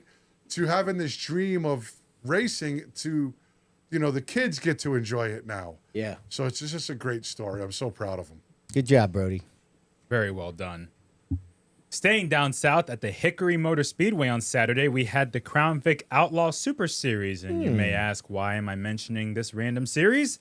Because Jake Caprio from up here in Connecticut was awarded the win after Michael Leip, who crossed the finish line first, was disqualified in post-race inspection. I remember earlier in the year when I saw Mike and Jake in the Speedbowl pits, and they were telling me that they were going to head down for that. And so when I saw that they won, I was like, oh, that's pretty cool. That's awesome. Yeah. Good job by them. Let's go back to Loudon. NASCAR Craftsman Truck Series on Saturday. Gio Ruggiero finished 26th and will start the chase for the championship 5th in the standings, 45 points behind the leader and race winner Lane Riggs. Mike Christopher Jr. finished 12th in the race. Patrick Emmerling finished 35th after suspension issues took him out of the event. Watch this whole race. Yeah? What do you say about that, Keeter?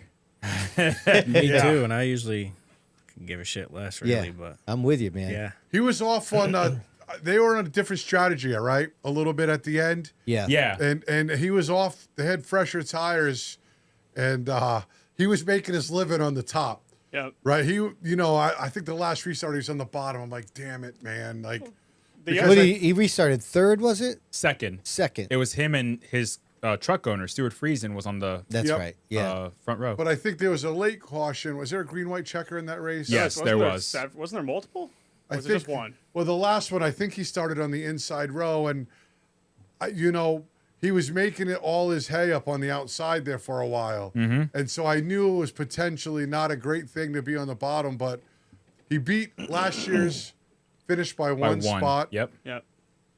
And how could you not be impressed? Like, he ran like he's been running in the series all year. Well, the other thing is that there was a really crazy battle in the points to make the chase. I think 3 guys were separated by 1 or 2 points at one point. And so I texted you guys when we were into that final restart. I said, this race is about to get stupid.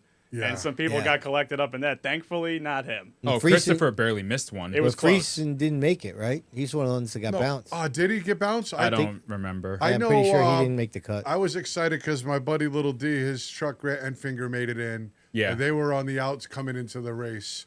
So it's his rookie year as a crew chief. I was happy they made it. I tell you what, with the strategy that Christopher had in that final stint, if there weren't so many cautions, he probably would have stayed in the top 10. Oh, yeah. But those restarts were just not doing him favors. Once they got some laps in, he was holding his own pretty well. I thought so, too. Yeah. Keeter confirmed, and who better to ask? 1 green, white checker. You know what's great about watching Mike Christopher, though? This is just my opinion. Like, I'm watching him, like, and there's almost, as I watch him, like, there's like zero shits given when he's like running his truck. Like, you can tell, like, when he was running the tour car, he was coming in and he ran the truck like nobody intimidated him.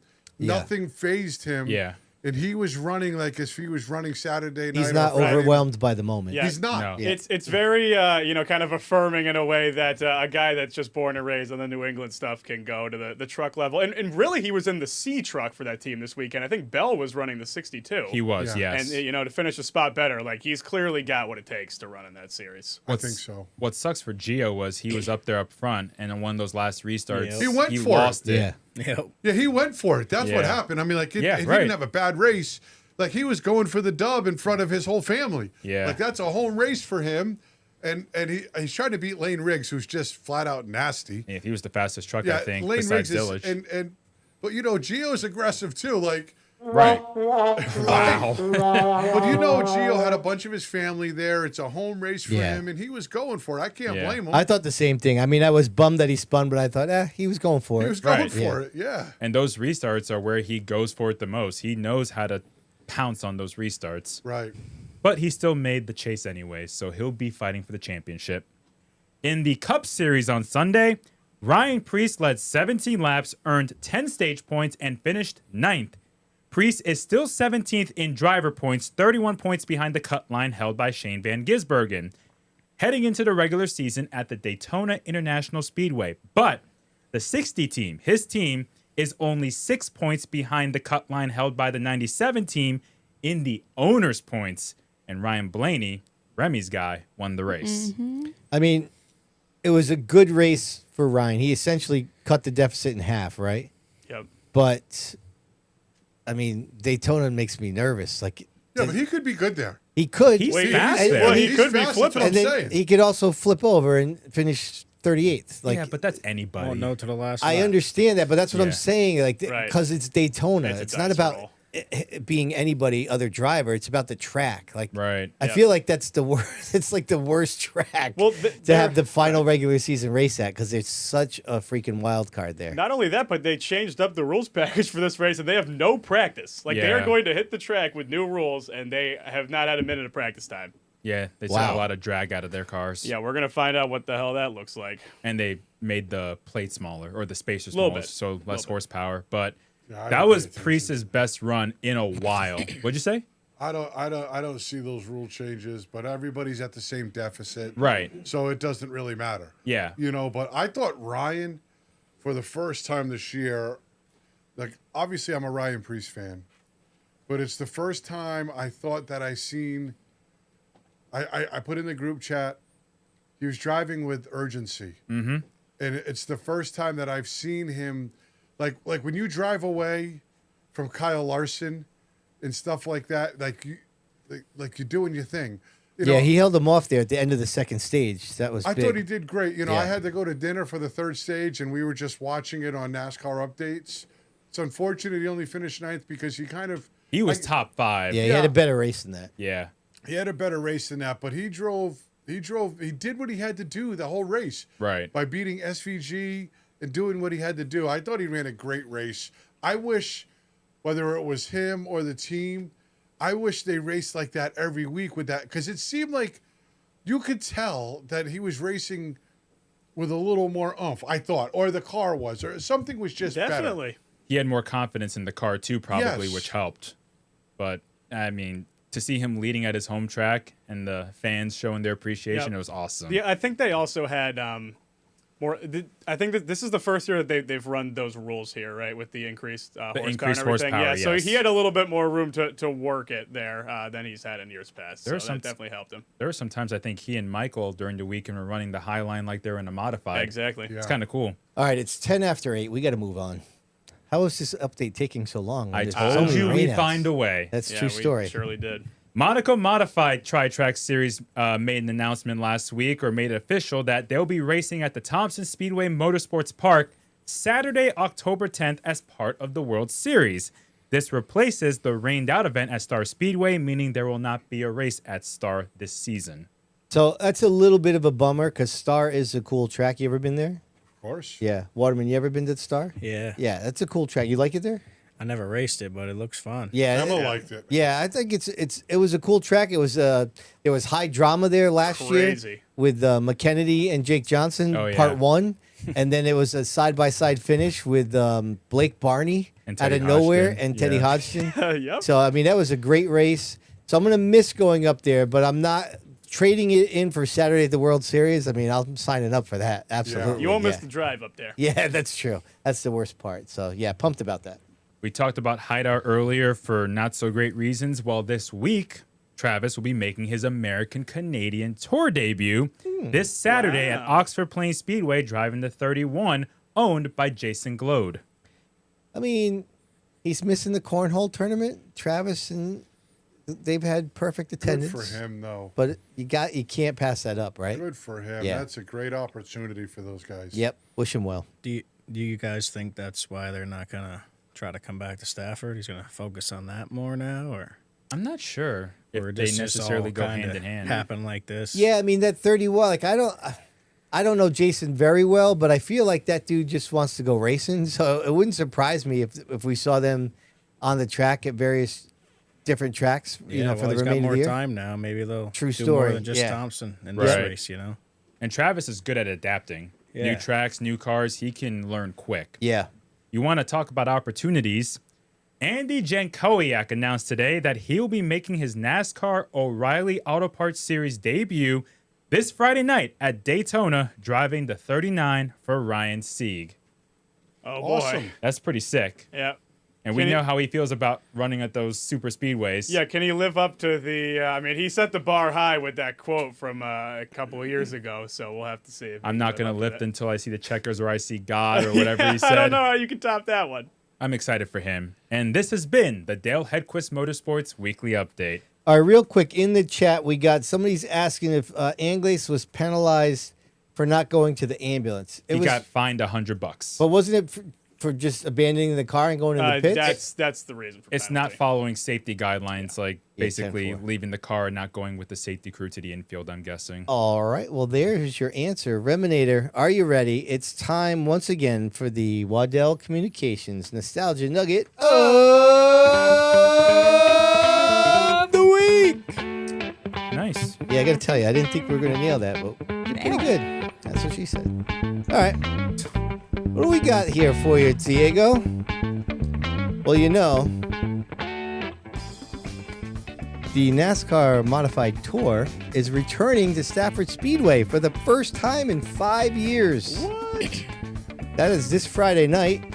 Of course, the last tour race was held on September 25th, 2021, won by this guy right here, Justin Bonssa. You know, Mike Stefanik, he's got the most tour wins at Stafford with 20, followed by Ted Christopher and Doug Coby. They both have 12. Ryan Preece has 9, and the Reggie Ruggiero, has 8. Richie Evans won the first 2 events held, and that was back in the 1985, the inaugural season. This is him with the Reg and Brian Ross, the podium for the very first NASCAR modified race in Stafford's history. Mike Stefanik won 3 in a row during the X6 days back in the 1997 season. Your boy Ted Christopher won 4 in a row at Stafford, first driving for Gary Craddy in 2001, and then 3 in the Mystique Motorsports number 13 in 2002. Then in the mid-2010s, Doug Coby won 3 in a row twice, once in Wayne Darling's number 52, and 4 years later in the Smeriglio number 2. Diego, this will be the 136th modified race held at Stafford. Only Thompson with 160 has more. There were 37 different winners in the first 135 races. And wouldn't you know, out of the last 33 Wheel and Modified Tour races held there from 2012 to 2021, Doug Coby and Ryan Preece combined to win over half of them. 19 between the two, 57%, 11 by Coby and 8 by Preece. Coby should be in the field on Friday night, if I'm not mistaken. Is that correct? Yup. Yeah, so should be a great night, man. Oh, yeah. Yeah, I got to just pray that Mother Nature doesn't get wise, but it should be a big night at Stafford. So, all right, let's go down to the bullpen with my man, Fro.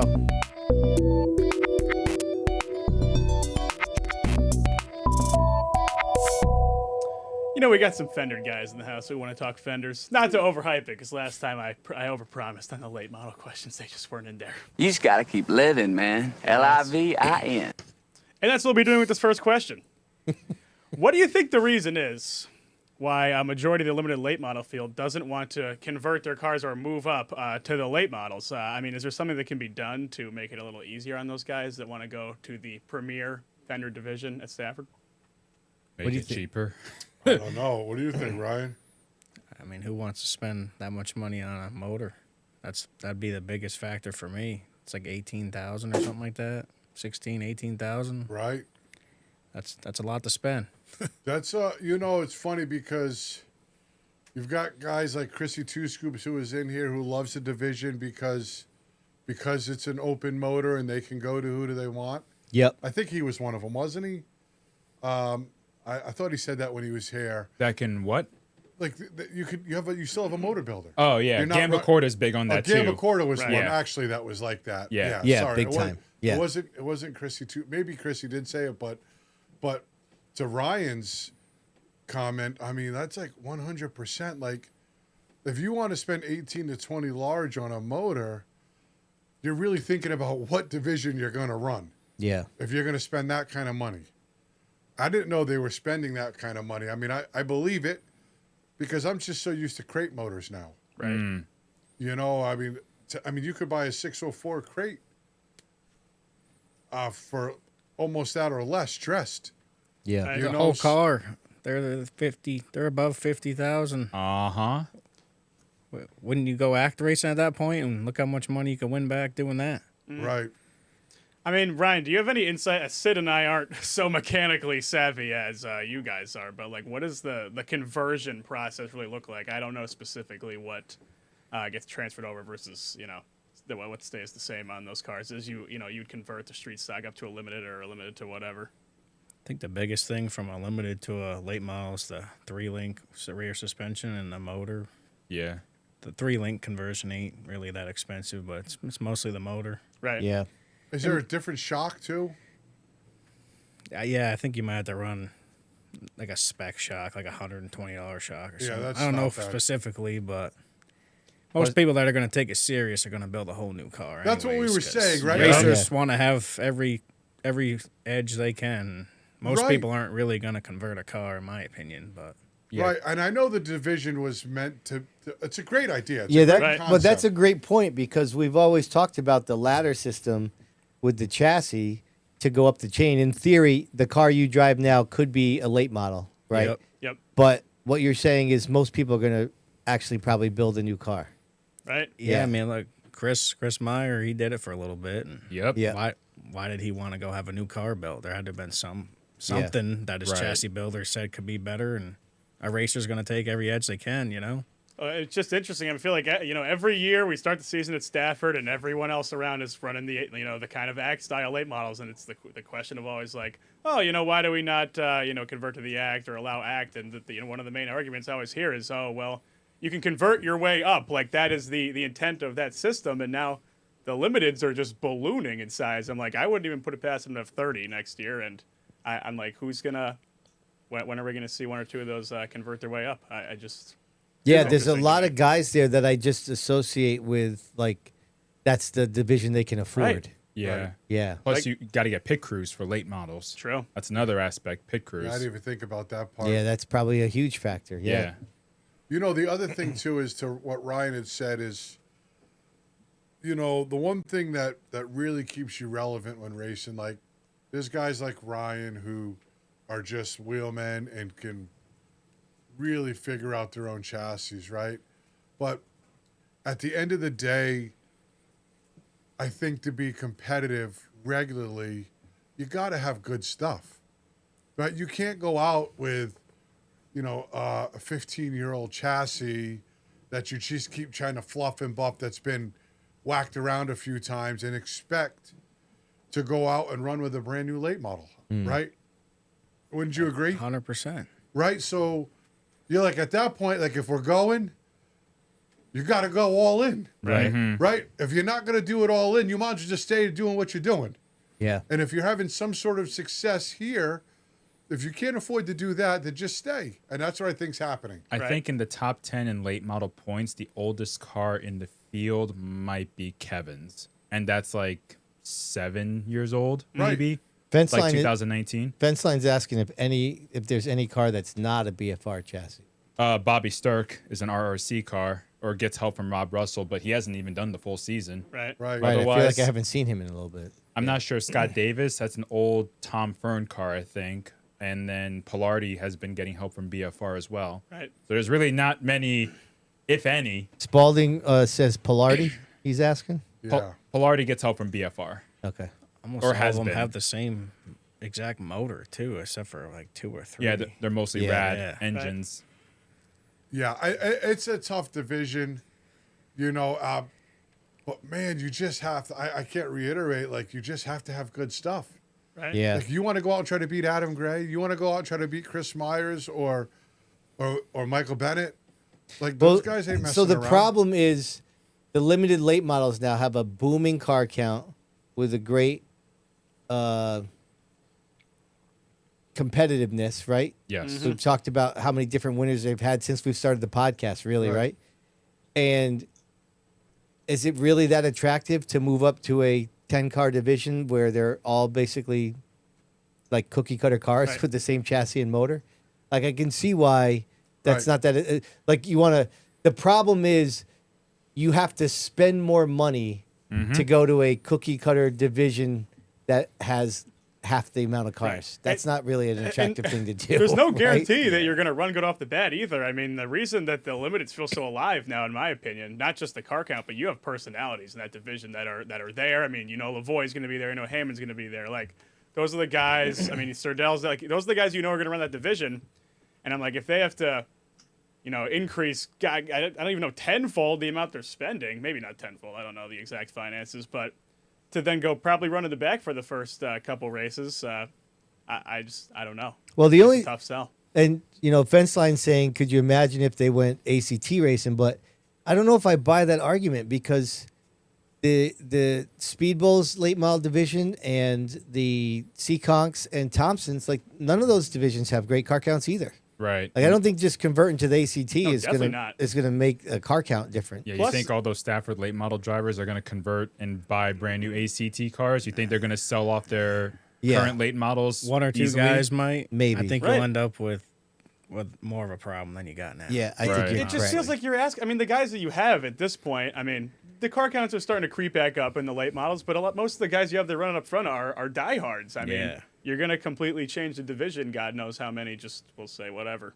Like, I don't know where else you really would run a geometric. That's what they're called, right? Like the classic geometric. I don't know. No track in Connecticut. Connecticut. Not a lot of locations CONT. around. I'm going to say this. The one thing that, even if they converted to ACT, which they probably won't do, will never do, but like something has to, maybe I'm wrong. I think something has to change. I mean, it's been getting better lately, the racing. But if they did convert over, I think you would see more cars than you think.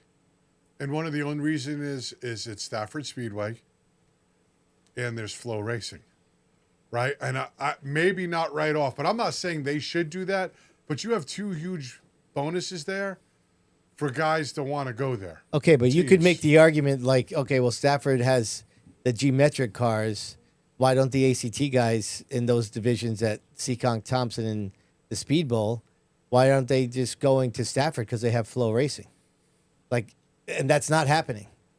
You know, and Fenceline saying, imagine if you could run all three tracks. Well, right now, the CONT and Speedbowl are different because they run on the same night. Yeah. But there's you guys at the Speedbowl, there's the late model division at CONT, and there's the late model division at Thompson. I know Thompson does weekly, but like, it's basically three different sets of cars. Like, nobody's trying to run multiple tracks because they have an ACT car down here. Yeah, there's no crossover. I just don't think that's realistic. Right. Yeah. Why do you think that is, though? Because that sounds like a great idea to me. I mean, I've always wondered. I mean, and I guess this would be a little bit to Fenceline's point. I've always wondered why Thompson's late model division isn't a combination of the Speedbowl and CONT guys. How would you do that? What?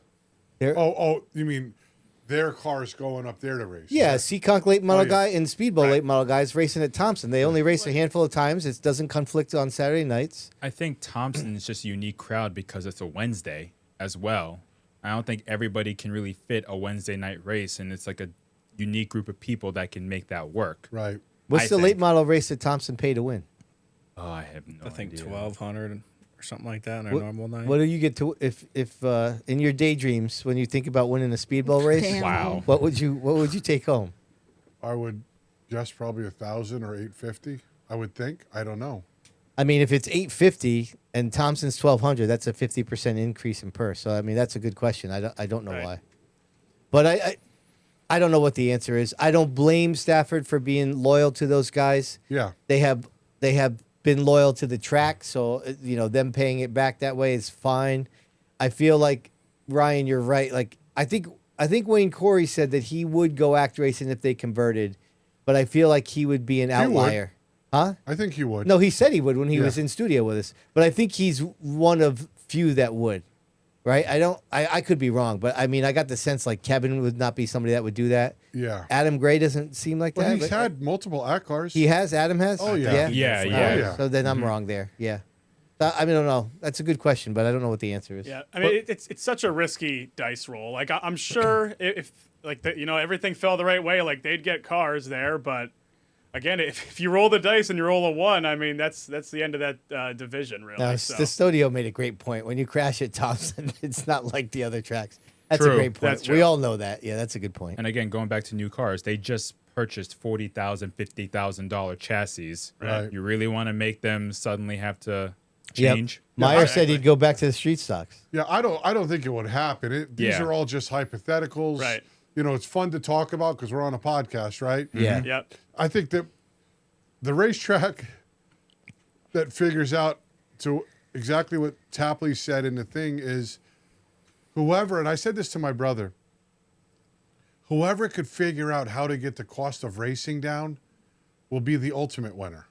Yeah. Right? Because it's just so expensive. It just seems, I don't know how. I mean, the cost Yeah. of living, too. It's not just the cost of racing. It's the, I mean, Yeah. Callie just brought it up. It's the cost of everything. I just don't even know. I mean, to build a solid street stock today to race against our guest, like if you wanted to build a badass car, like Still You're- 5 figures. you're spending a hell of a lot of money. If I Right. if I called up Ryan Waterman and said, Ryan, could you build me a car from scratch? I want a brand new crate motor and a brand new car. Like you'd have to think about, geez, should I build the late model? Right. We've talked about this, too, before. Be You get in a almost the same trap. price. That's what I'm Right. saying. You're gonna It'd be get almost the same 200 price. to win or something for a street stock. Right. You get in kind of this vicious cycle where, you have your diehards and they push the box further and further, and then, you don't get the new guys coming up. I mean, even we're seeing it in the Crown Vics. Like I'd say, you need a Crown Vic division if you want like a real beginner division, and even that's a struggle to keep under wraps. So, Yeah. I mean, Those God are knows already where. getting to be Right. people selling them for $7 or $8,000 when Oh yeah. it's getting out of hand Yeah. with that already. All right, before Fro moves on to the next question, Anglace is in the chat. He wants to know if he's $100 short on his fine. Fro, back to you. Does that mean I have to pay it? Yeah. No, come on. I'm sorry, Nick. I can't. Just bought the new PC. All right. I'm out. Nobody cares. Nobody Continue. cares. Listen. Nobody cares about your geek expenses. I will be returning to iRacing soon, so those people will care when I Next start crashing question, them up every night. please. Okay. Would you consider the Mod Tour date, this new time, I should say, for their race, which really is the classic time, to be a success? I mean, don't you want the holdover truck crowd to see the race that we consider to be one of the best mod races of the year? I liked it. I did too. I thought it was great. I thought it was noticeable that there was a really good crowd there watching Right. the mods. I thought it was awesome. Yeah. And it was very convenient watching them back to back. Yeah. And it wasn't too late. Like the race was done even with the rain delay by 6:30-ish maybe. So it was a reasonable hour, especially for people who are not too far away but are far away to travel back. Unless you're from New York or whatever, and you still have to travel 7 hours. I mean, listen, I still dream about this fantasy world, which it'll never happen. But, every track that the modifieds could race at, Martinsville and North Wilkesboro, Richmond, Loudon. I wish the mods were there on Cup weekend for all those races. Yeah. Right? Yes. Go back, do a little mini That'd be mile at Pocono again, right? I would be down for all of that. Never going to happen. But in New England, like, this is modified country.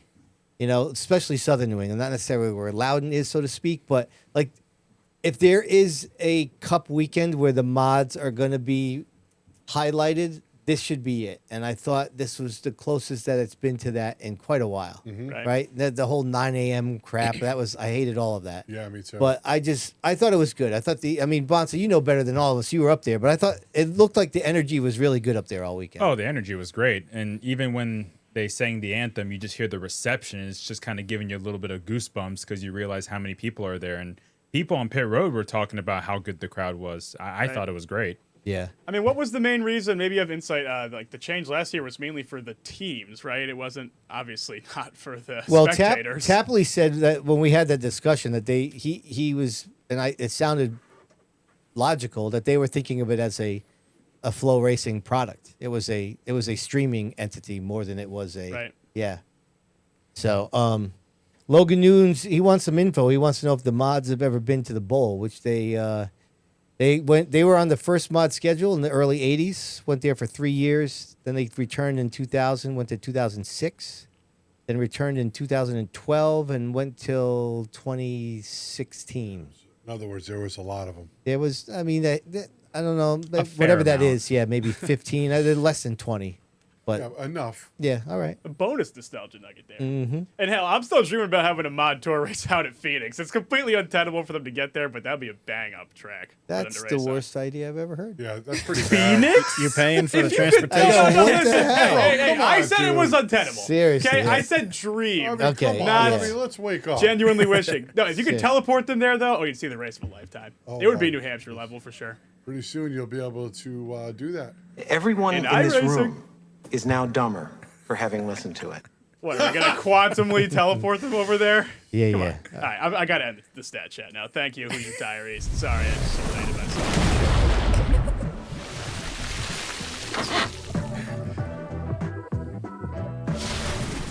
All right, Diego, it's time for the old stat splash brought to us by our friends over there at WaterWiz. Now, you know this guy right here.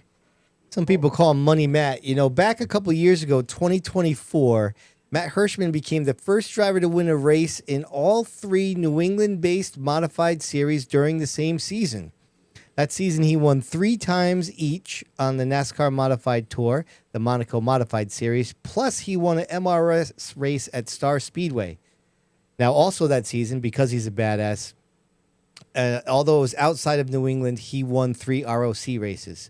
However, Diego, did you know that this guy here, we talked about him a little bit ago, that's John McKennedy. He's the only driver to win multiple races in all 3 New England-based modified series during the same season. So far this year, he has won at Seekonk, Oxford Plains, and up at New Hampshire on the NASCAR Modified Tour. He's also won at Thompson and Seekonk on the Monaco Modified Series.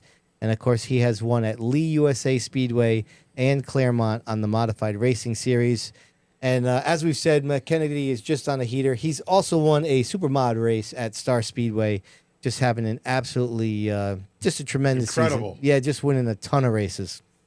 All right. Our man Waterman's ready. He knows all about the Fast Five. It's not his first rodeo. He's a weekly watcher. Diego's going to get us started with the Hair by Emma Monahan Fast Five.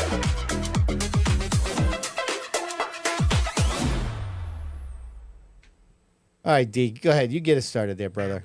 All right. Who is the one person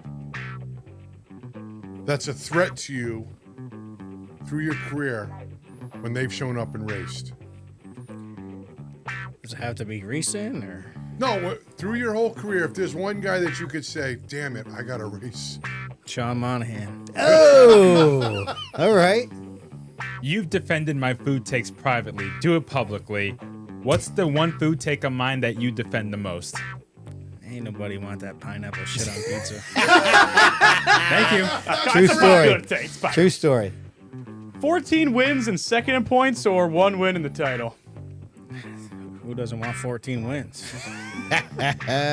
All right. Amen. Why did you pick the 75 as your race car number? My dad ran the 76, and it was the easiest option to tape into a different number. All right. It's simple enough. It's that simple. What is your favorite Connecticut track to race at? Ooh. I love them all, really. I like the speed of Thompson. I like the trickiness of Stafford. And who doesn't love the bowl? That's what I'm talking about. Absolutely right. All right. Well done there, Ryan. Oh, yeah. All right. We got some good ones here, Diego. Let's get it started. What's your record for consecutive questions asked? All right. Special thanks to Ed Marcel, Firewood, and Land Clearing. This is viewer mail. Mm-hmm. First one's from our buddy from Fence Line Films. Oh, yeah. Tommy Boombats. Oh, Bobby Hey, Boombats. Tommy. Okay, he said something about me and running the rest of the year, so I do appreciate those quick comments. I'm not going to read it. I'm a little taken back by reading those, but I am going to read something that he did said. I would imagine you all saw the NASCAR Whelen Modified Tour has finally gotten with the times and have done some in-car cameras. I think this is awesome, but at the same time, it was really heartbreaking to not be involved in bringing in-car cameras to the tour. I spoke to Gary Putnam earlier this year, and he told me that they were working on it. And the main concern was that the camera falling off of the car. When I was at New Hampshire Motor Speedway this weekend, I took a look at a camera and saw that it was on a Joe's Racing Products metal mount with a DJI, which is a camera producer, right? Yep. Yep. Action camera, tethered to the chassis with a rope. I'm curious to hear your thoughts on what the Whelen Modified Tour finally embracing in-car cameras, and most importantly, I'm curious to hear what you think options could be going forward. Well, I definitely think it's a good thing, clearly, and but they also, I got like positives and negatives to this. Like, there's part of me that's like, welcome to the show. Like, what have you been doing? Right. They have been so far behind on this. I hate to say this, but it's almost embarrassing. I mean, I first asked to put a GoPro on a NASCAR Whelen Modified Tour car in 2012 doing Sid's View. That was 14 years ago. Wow. Right? It took them 14 years to say, hey, this might be a good idea.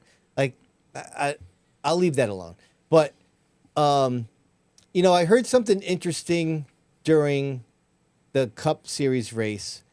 They were talking about Ryan and how he had Mohawk on his car, and how New England was a great place where they stay loyal to their racers, and that they, that a New England-based company was supporting a New England native driver. And on the reverse of that, I think it would be great if NASCAR would reach out to, and I'm not even talking about me, but like Tom and Kenny, like there is a ton of really talented guys that are doing GoPro stuff here, and I don't know Gary Putnam. This is not a slight on him. He might even just be delivering the message. But to say that their concern is that the camera's going to fall off the car, I mean, that just shows a lack of available. You think they're just saying that? I don't know. Like, if a GoPro fell off the car at Loudon, it would get destroyed. Right. It wouldn't even be a thing, right? Like, and the cameras can fall off. God, I know. I've lost dozens of them. I've been doing this for 16 years. But, like, they won't affect anything. They'll get destroyed, right? Like, they just disintegrate, really. So, it's good to see it. I'm frustrated that they took so long.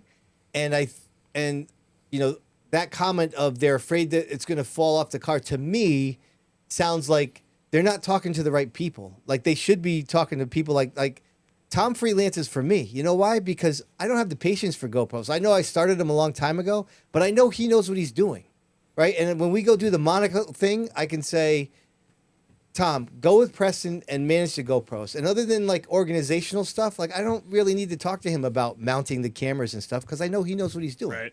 Right? The fact that Gary Putnam's saying they're worried about him falling off the car means that they're not having the right conversations with the right people. Yeah, but don't you think that there's an underlying reason? Well, I think it's gotta be, right? Yeah, there's an underlying reason. There's definitely probably like liability issues, right? That they're afraid they're going to capture stuff that they don't want to be seen. But I mean, look at I think it would be more about that, right? Because the professional level, like you had mentioned it earlier, on the other flip side of things with the Cup guys, they understand, or it's licensed or whatever, all the footage. That's one of the reasons why Stafford and NASCAR don't exist, right? So all of a sudden they don't have control of all the footage. They're not happy with that. I don't know if it's something of that caliber. You could easily listen. You could negotiate some sort of agreement. Like, I'm sure Tom could answer this himself, but I'm sure if they said, listen, we would like you as a freelancer. The footage is going to be ours, but we really would love you to be involved in helping us get this footage. He would probably jump at a chance to do that. Of course. You know what I'm saying? Like, there's ways that you can negotiate it. NASCAR's a little bit fickle like that. I think I'm too old and cranky to really have the Right. patience for all of that. But ultimately, it's a good thing. I'm actually, this sounds weird, but I'm glad they picked Emmerling. And even though Emmerling had a bad wreck, that clip that they posted probably blew up. I didn't really check the numbers, but there's no way it didn't. So that is the perfect thing that they needed to see. That's the kind that, I mean, that's Right. why you run GoPros. Right. So that you can capture action like that and post it on social media. You know, like that's the trick of the trade these days. So they had one in Beers' car during the race too. yeah, and they had one in McKennedy. McKennedy said they had it in his car as well. So I mean, they were picking the heavy hitters. I'm glad to see it. I would hope that they give guys like Tom and the talented guys in our area, and when they're going around locally, there's got to be people like us all over the country. Yeah, right. Right? I mean, GoPro's been making their stuff forever. DJI is hot right now. They're making a lot of cool equipment. A lot of people are using it for candid stuff, reels, and all that kind of stuff. They make wireless mics. You ever see people holding the mic with the little the windscreen on it? Those are all DJI stuff. So there's a lot of cool technology out there. And again, the fact that they're worried about it falling off, to me, is a red flag that they don't understand all the technology that's out Right. there. And they should really be utilizing the resources at the local level for this stuff to help them capture that. And or, I mean, just hire these guys as freelancers, man. They will get you great footage, you know? Right. So Is hopefully they go in the right direction. Is that the same kind of camera like NASCAR uses? Like, could you do like in cars while the races? Oh, you mean like on the Cup Series?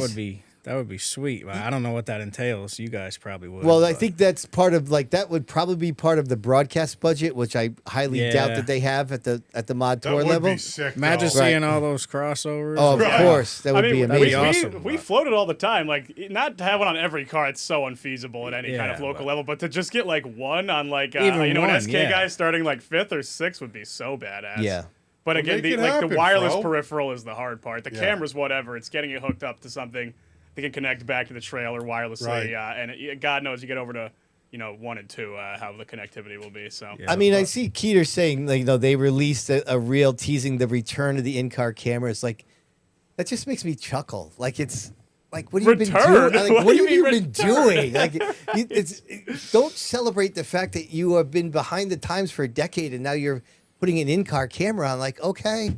Like, we put fucking 40 of them on when we're at, You're getting intense. Oh, I just think it's like there's celebratory aspect of it, like they're doing something that has not been seen before. Like, yeah, 2026. everybody else is doing it. Hello, welcome to the show. Yeah, They used to have right, in-car right. cameras for the Modified Tour broadcast years ago, but that was a much different setup than what they have now. Yeah. Sid, I like to see your intensity. I got you. Hit me right in the wheelhouse. That's how my Hit man you right fence in the line. woo woo. You know, All Okay. right, take it easy. All right, we're gonna move on to the next question. one. Here All we right. go. This one's from Mr. Plemons. Oh, all right. We know that guy. Which Plemons now? Do I have to cue up the music? Nope. Oh, okay. Nope. All right. This is for Brandon. Okay, I didn't. Okay, my question is, with all the controversy about Travis Hydar and people saying builders are building their race cars with raised rails, should Stafford bring each car to the tech stack and check on who is building their cars completely wrong to the rule, or just wait for tech? And in his opinion, they should be looked at before the race just to end all the rumors. Because I'm sure once this whole thing with Hydar popped off, Yeah. there's been a lot of chatter online. I haven't followed it because I'm not in those divisions. Well, what do you guys think? You guys are the racers? It's weekly racing when they don't inspect cars before. They do it when you finish in the top 3 or whatever it is at Stafford. I think it should stay that way myself. But What about you? I've never had one of my cars inspected, and Other than like safety Just stuff, safety right? Just yeah, safety. Yeah, belts right. and all that. they'd never get under there with tape measures and say, "Hey, let's see what Monahan's doing," or "Let's see what Waterman's doing." But What happens? And again, I'm completely naive on this. What happens if, let's say, whatever, there was something on your car and they said, listen, gray area, don't bring that back.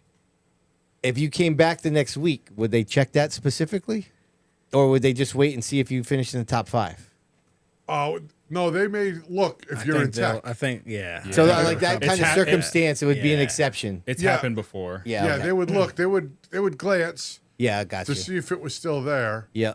But I mean, I'm probably with Ryan on this one. I understand, Brandon and Aaron are in the division. Yeah. So they have some skin in the game there. And whether they feel like they were getting beat by something that was better than theirs because of a rule infraction, they're all going to say that. Now, that's as if Ryan got caught with all the million takedowns he had this year. Everybody like, see, I told you. But I think I'm with Ryan on that one.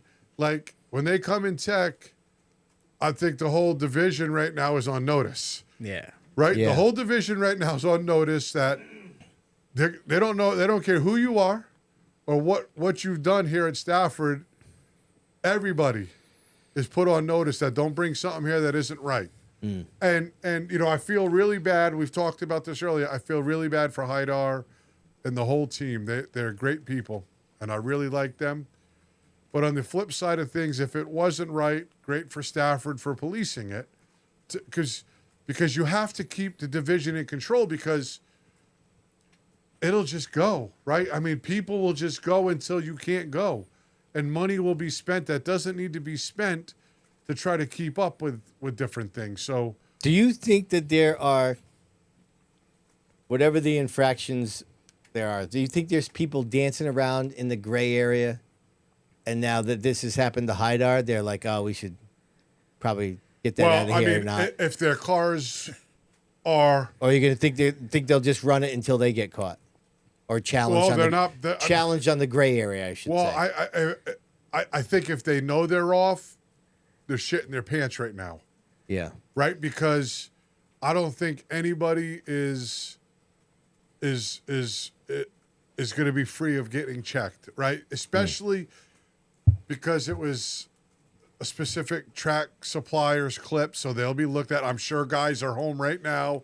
Yeah, I'd be measuring everything he supposedly had or whatever. I'd be checking every single thing on my car. Even if I knew it was right, I'd be double checking. You'd be double checking, and I bet a lot of these guys are doing that right now. Yeah. And if it's not right, I don't think they're cutting their clips off right now. They're going to roll the dice. Like, you got to roll the dice. How many races are left there? 6? Roughly. Yeah. Right? Yeah, I think 5 for the Fender So that, divisions. if a guy like Waterman who's in tech every week, if he's measuring, he has to worry. If a guy may get in a tech once in the next 5 weeks or twice, he's rolling the dice. He's riding it out. He's riding it out. He's rolling the dice that they don't check it. But the whole thing is just weird, I think, because it was like so many infractions cited. It's just hard for me to believe that they didn't set him up. No, that's just was never checked. I mean, we're at the end of August.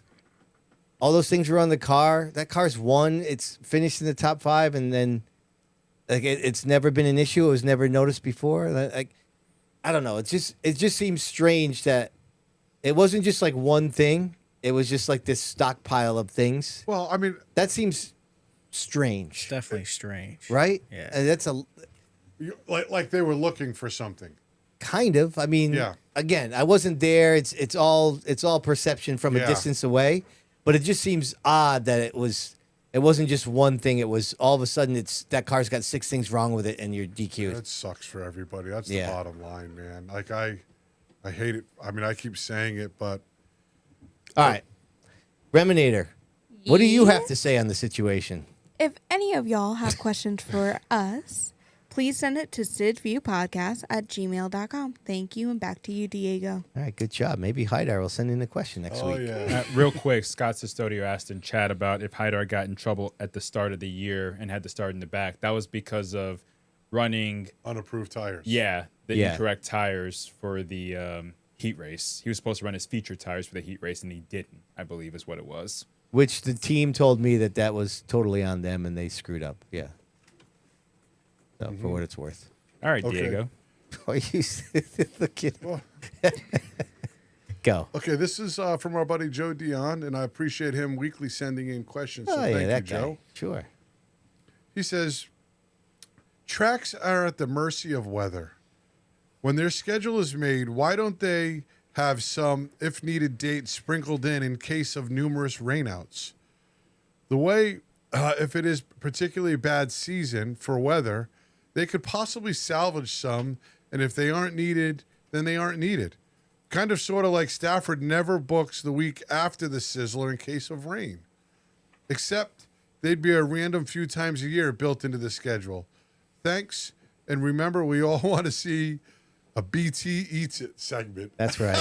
Very true. That's a great segment title. Yeah. Oh, yeah. Speak for yourselves. Oh, yeah. But So- he makes up some valid points. It is, but all it takes is one rain out to screw all that up, right? Like It's as simple as that. Yeah, I mean, you could say, okay, the spring sizzler is going to be this date, and the rain date is going to be whatever, 2 weeks down the road, right?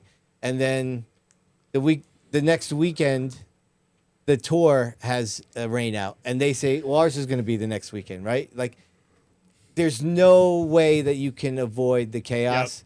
And the season starts in April, May. Guess what? It rains a lot, or it's inevitable.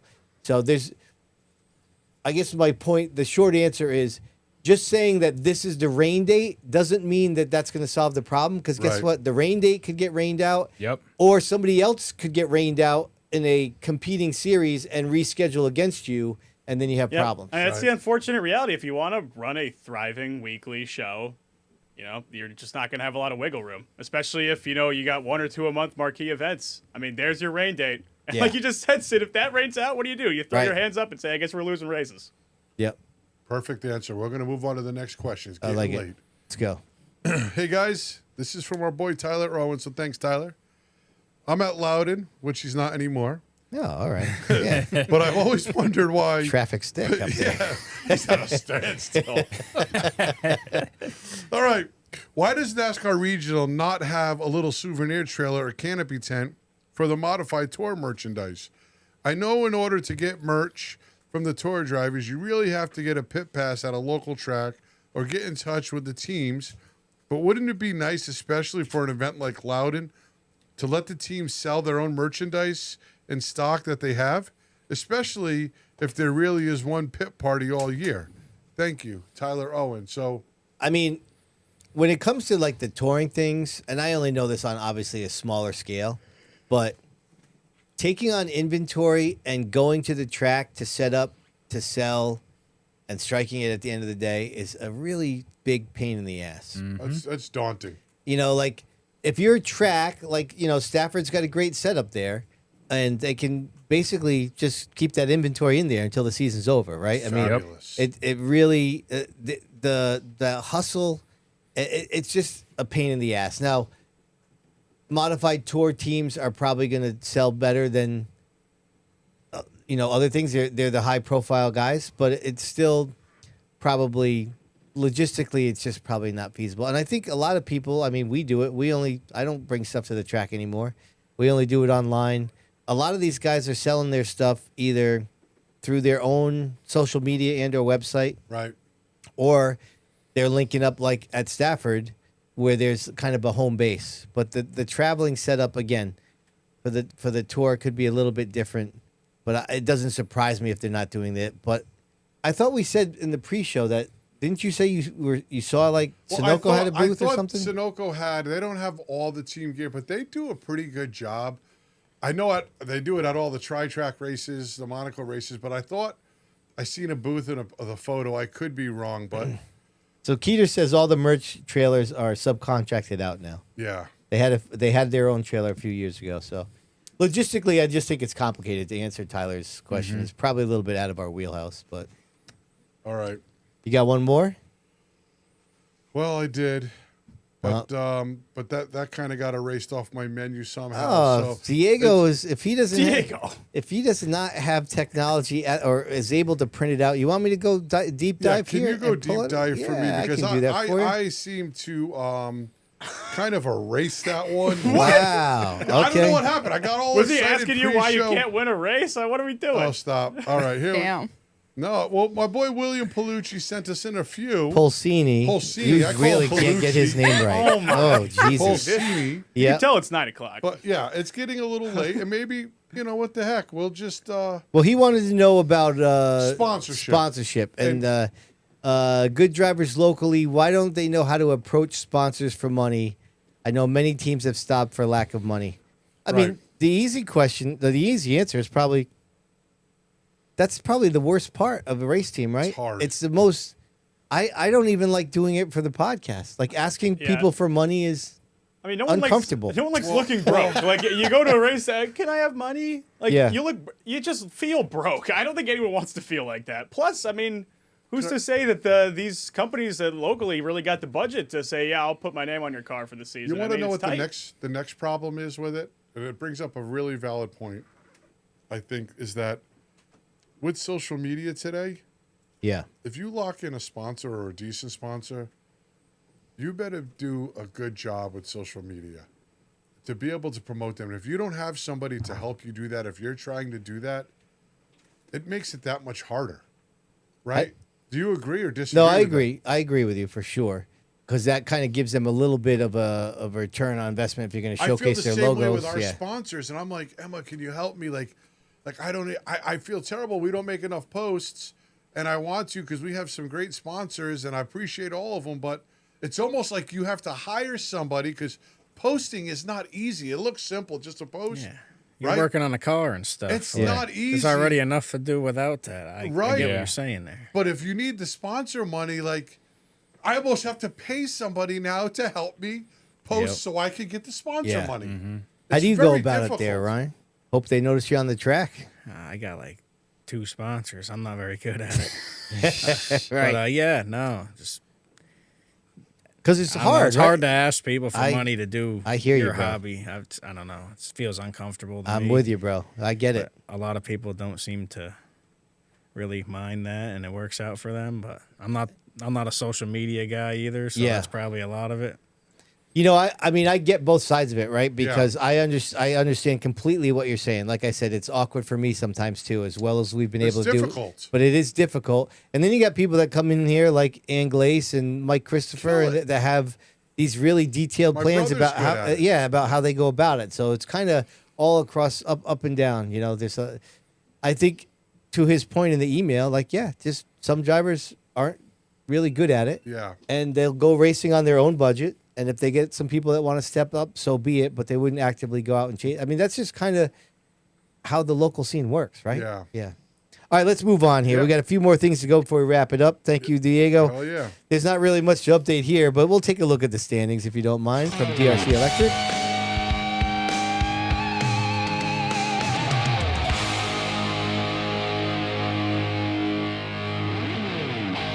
All right. A couple swings and misses, a lot of rainouts, and Remy almost had a point until Travis Hydar didn't. So that's a lot of red. Do you guys remember at the beginning of this show when we were actually going to put the losses up there? Oh, yeah, that was a bad idea. Be off the screen at this point. If it wasn't for DRC Electric's green logo, there wouldn't be any green on this freaking thing. Right. So, all right, so listen, the order is going to be, as we do the pick'ems here, we're going to go with our hot seat guest, Ryan Waterman, then Remy, Diego, Bobby, and then myself. Bringing up the rear. Go ahead there, brother. What do you got? Let's hear it. For Stafford, I got Mike Christopher Jr. Oh, all right.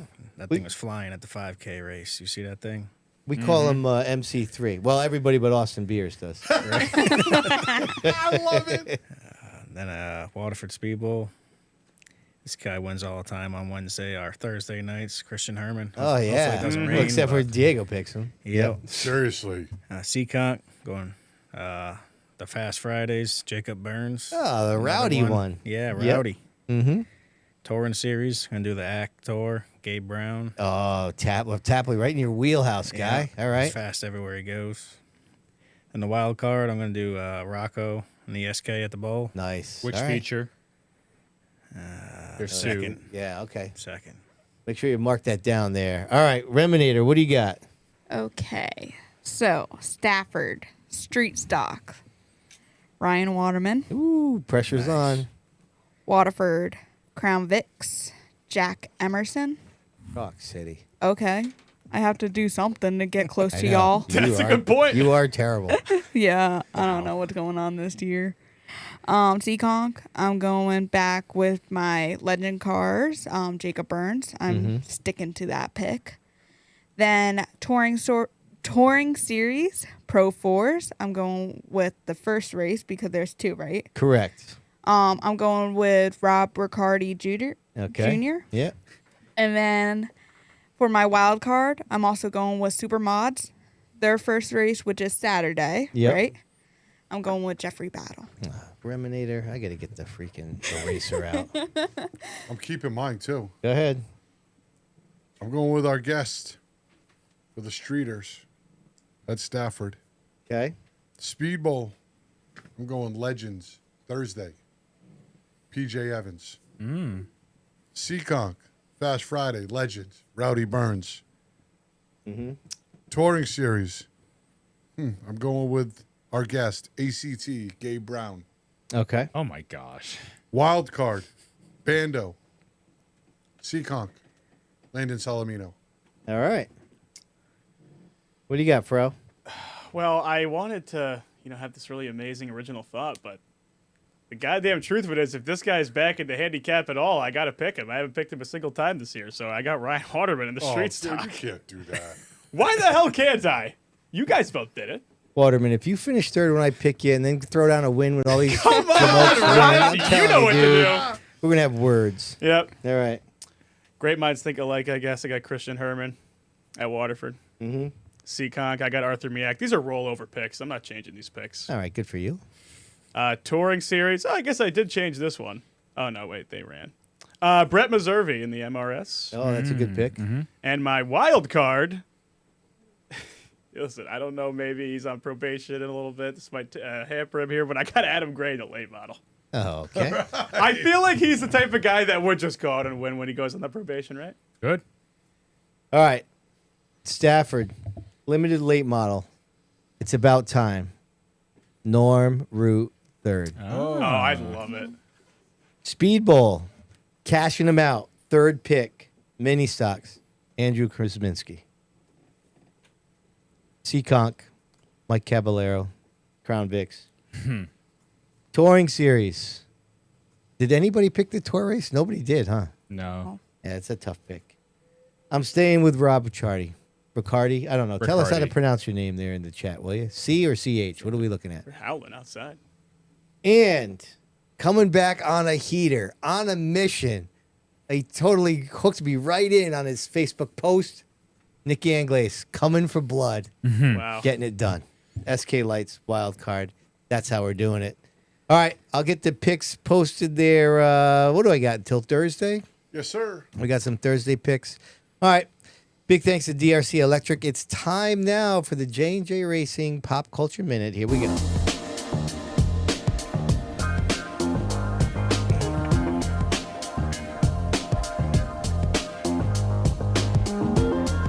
All right, Diego, we had to switch things up here. I had a Pop Culture Minute all ready to roll. It was loaded in. I had all kinds of images and whatnot.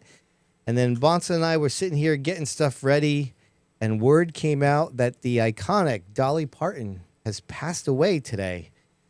Let's see here. She's had health issues dating back to the fall of 2025 when she canceled 6 shows in a Las Vegas residency. She's been battling health issues for quite some time. She has 25 number 1 country singles, most of which she wrote all by herself, which was rare at the time. She has been inducted into the Nashville Songwriters Hall of Fame, the Country Music Hall of Fame, the Songwriters Hall of Fame. She won a National Medal of Arts in 2005, the Kennedy Center Honors in 2006, and after long asking not to be nominated, she finally accepted an induction into the Rock and Roll Hall of Fame in 2023. Of course, she is also the songwriter for the iconic Whitney Houston cover of I Will Always Love You, which won a Grammy for Whitney Houston, and Dolly Parton was the one who gave her the award during that ceremony. A very talented woman. She was also an actress, was nominated for a Golden Globe for her role in the 1980 movie 9 to 5, which is a big about women's empowerment, which in the 80s was a huge thing. She was also a producer. She had a production company called Sand Dollar. Did you know, Diego, that they gave us the television series Buffy the Vampire Slayer and also the Father of the Bride movies? In 1986, she bought a Silver Dollar City amusement park outside of Knoxville, Tennessee, and renamed it Dollywood. It is the biggest ticketed attraction in Tennessee and hosts over 3 million guests annually. Listen, country music is not my wheelhouse. You've seen that in many reels, but there is no denying that Dolly Parton is a pop culture icon. She looked great for her age, too. Yeah, she really did. It's unbelievable. And the Reminator here, we put the music in because she was. I'm not gonna come on. sing Come on, it. Rem. Come on, Rem. Remy. Come on, Come show on, the audience Rem. how you want to do it. Where's your glasses? Come on. I don't have glasses at the moment. Tumble out of bed and I stumble to the kitchen. Pour myself a cup of ambition and yawn. See, she's in front of the mirror. That's her. That's Remy. I can't do this anymore. Listen, that's Remy, her. you were selling it, bro. Yeah, I know. Come on. That's the Reminator driving to work. believed it. Yeah. There goes the copyright. Yeah, right. Yeah, that was tad. All right, throw it over there to our man Diego because it's time. You know, Diego, we did not have any Speedbowl points updates. So this week, the Busy Bee Learning Center is bringing us a little what's on tap action. Get the life raft. Yeah, there you go. Have a little look-see. Why is his eyes bugging out of his head like that? All right, so the Speedbowl's got their Thursday Night Thunder. As we've mentioned, the tour is returning to Stafford after a 5-year absence with a regular slate. Our man Ryan Waterman will be in the house, going for another win there in the Streeters. Fast Friday's getting underway. The playoff systems will be happening there. And then MRS Friday night, big weekend at Oxford Plains. The Speedbowl's got double SK modifieds. Diego's got the week off. He'll be here playing cornhole, as we've mentioned before. CONT's got their regular Saturday night. Playoffs. And then Oxford Plains got the ACT Nemas and the Supermods on Saturday, and then the Supermods again on Sunday, and the Oxford 250, which is officially a pass race. I ran out of room, Diego. Do you know is that on Flow or Racing America? I don't know. Maybe Tapley can clue us in on the streaming on that. Love to watch that race. Also worth noting, as we mentioned in the pick'ems, I ran out of room there on the graphic, but the Pro 4 Modifieds will have the Dan Meservey Memorial 35-lapper, and we believe a second race there up at Monadnock. Of course, Meservey, it wouldn't be the Pro 4s in New England without him. And we got one more thing to figure out, do we not? Let's find out who won the week. Who are you?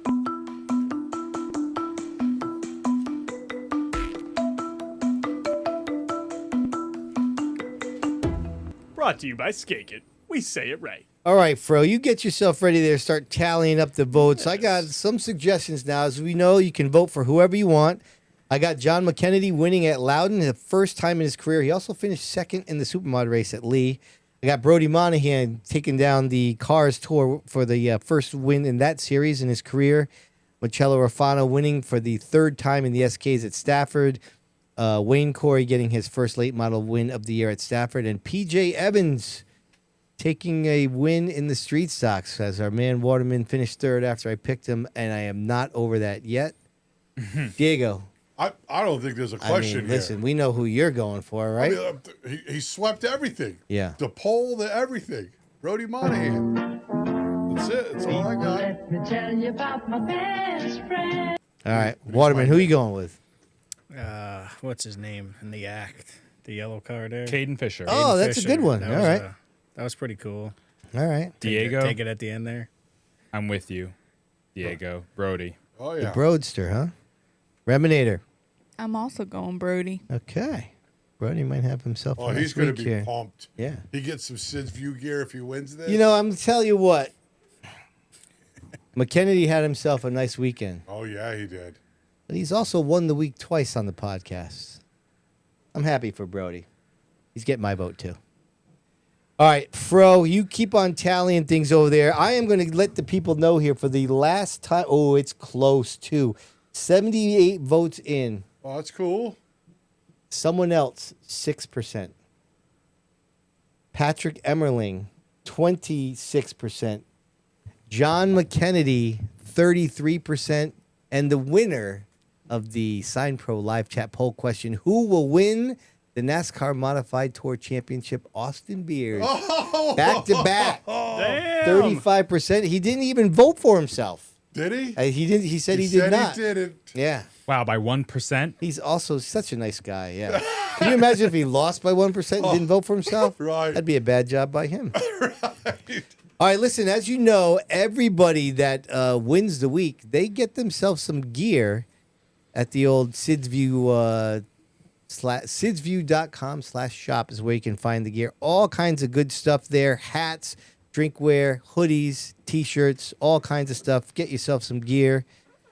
All right, Fro, we need your vote, my friend. Well, I mean, I see the writing on the wall here in the chat, but I'll use my vote. I'll give a shout to Dwayne Provost. I mean, it's not his first win in the division, but I think it's his first since pre-COVID, so Yeah. maybe not the way you want to win it, but a win's a freaking win. FYI, Sid, Tapley said there's no super mods on Saturday, which would affect Remy's pick. Interesting. Hey, Well, you that's- want to roll it over Sunday? Yeah, That's fine. please.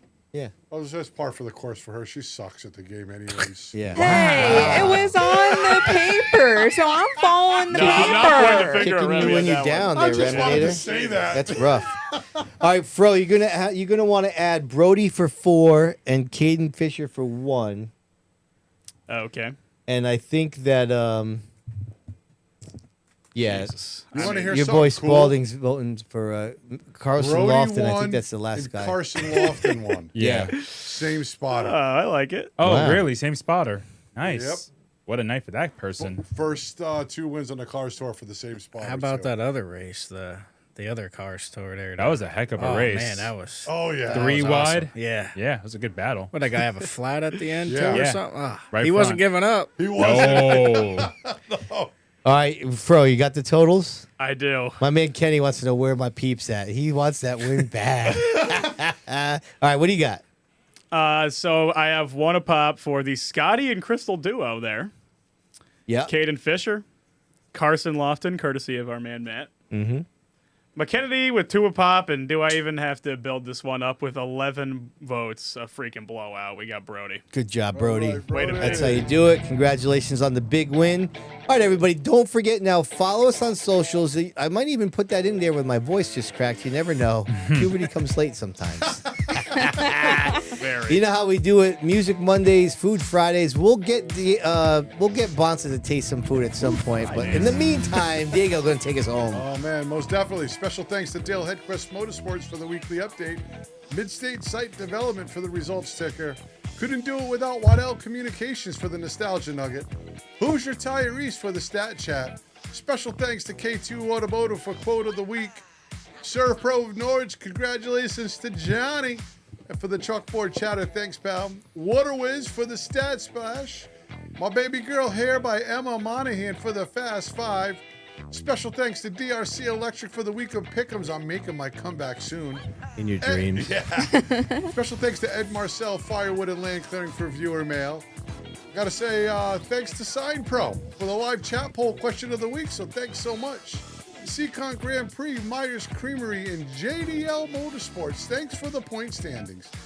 Skate Kit LLC Property Management, thanks for who won the week.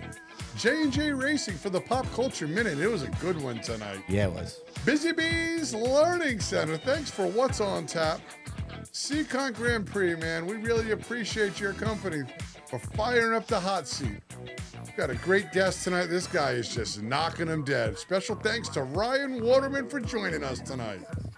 Thanks for having me, guys. I don't talk a lot, but this was fun. Nah, we had a good time, bro. Thanks for Ryan, coming. you've been great, man. It's been awesome. Special thanks for Bolt Productions for this really kick-ass studio.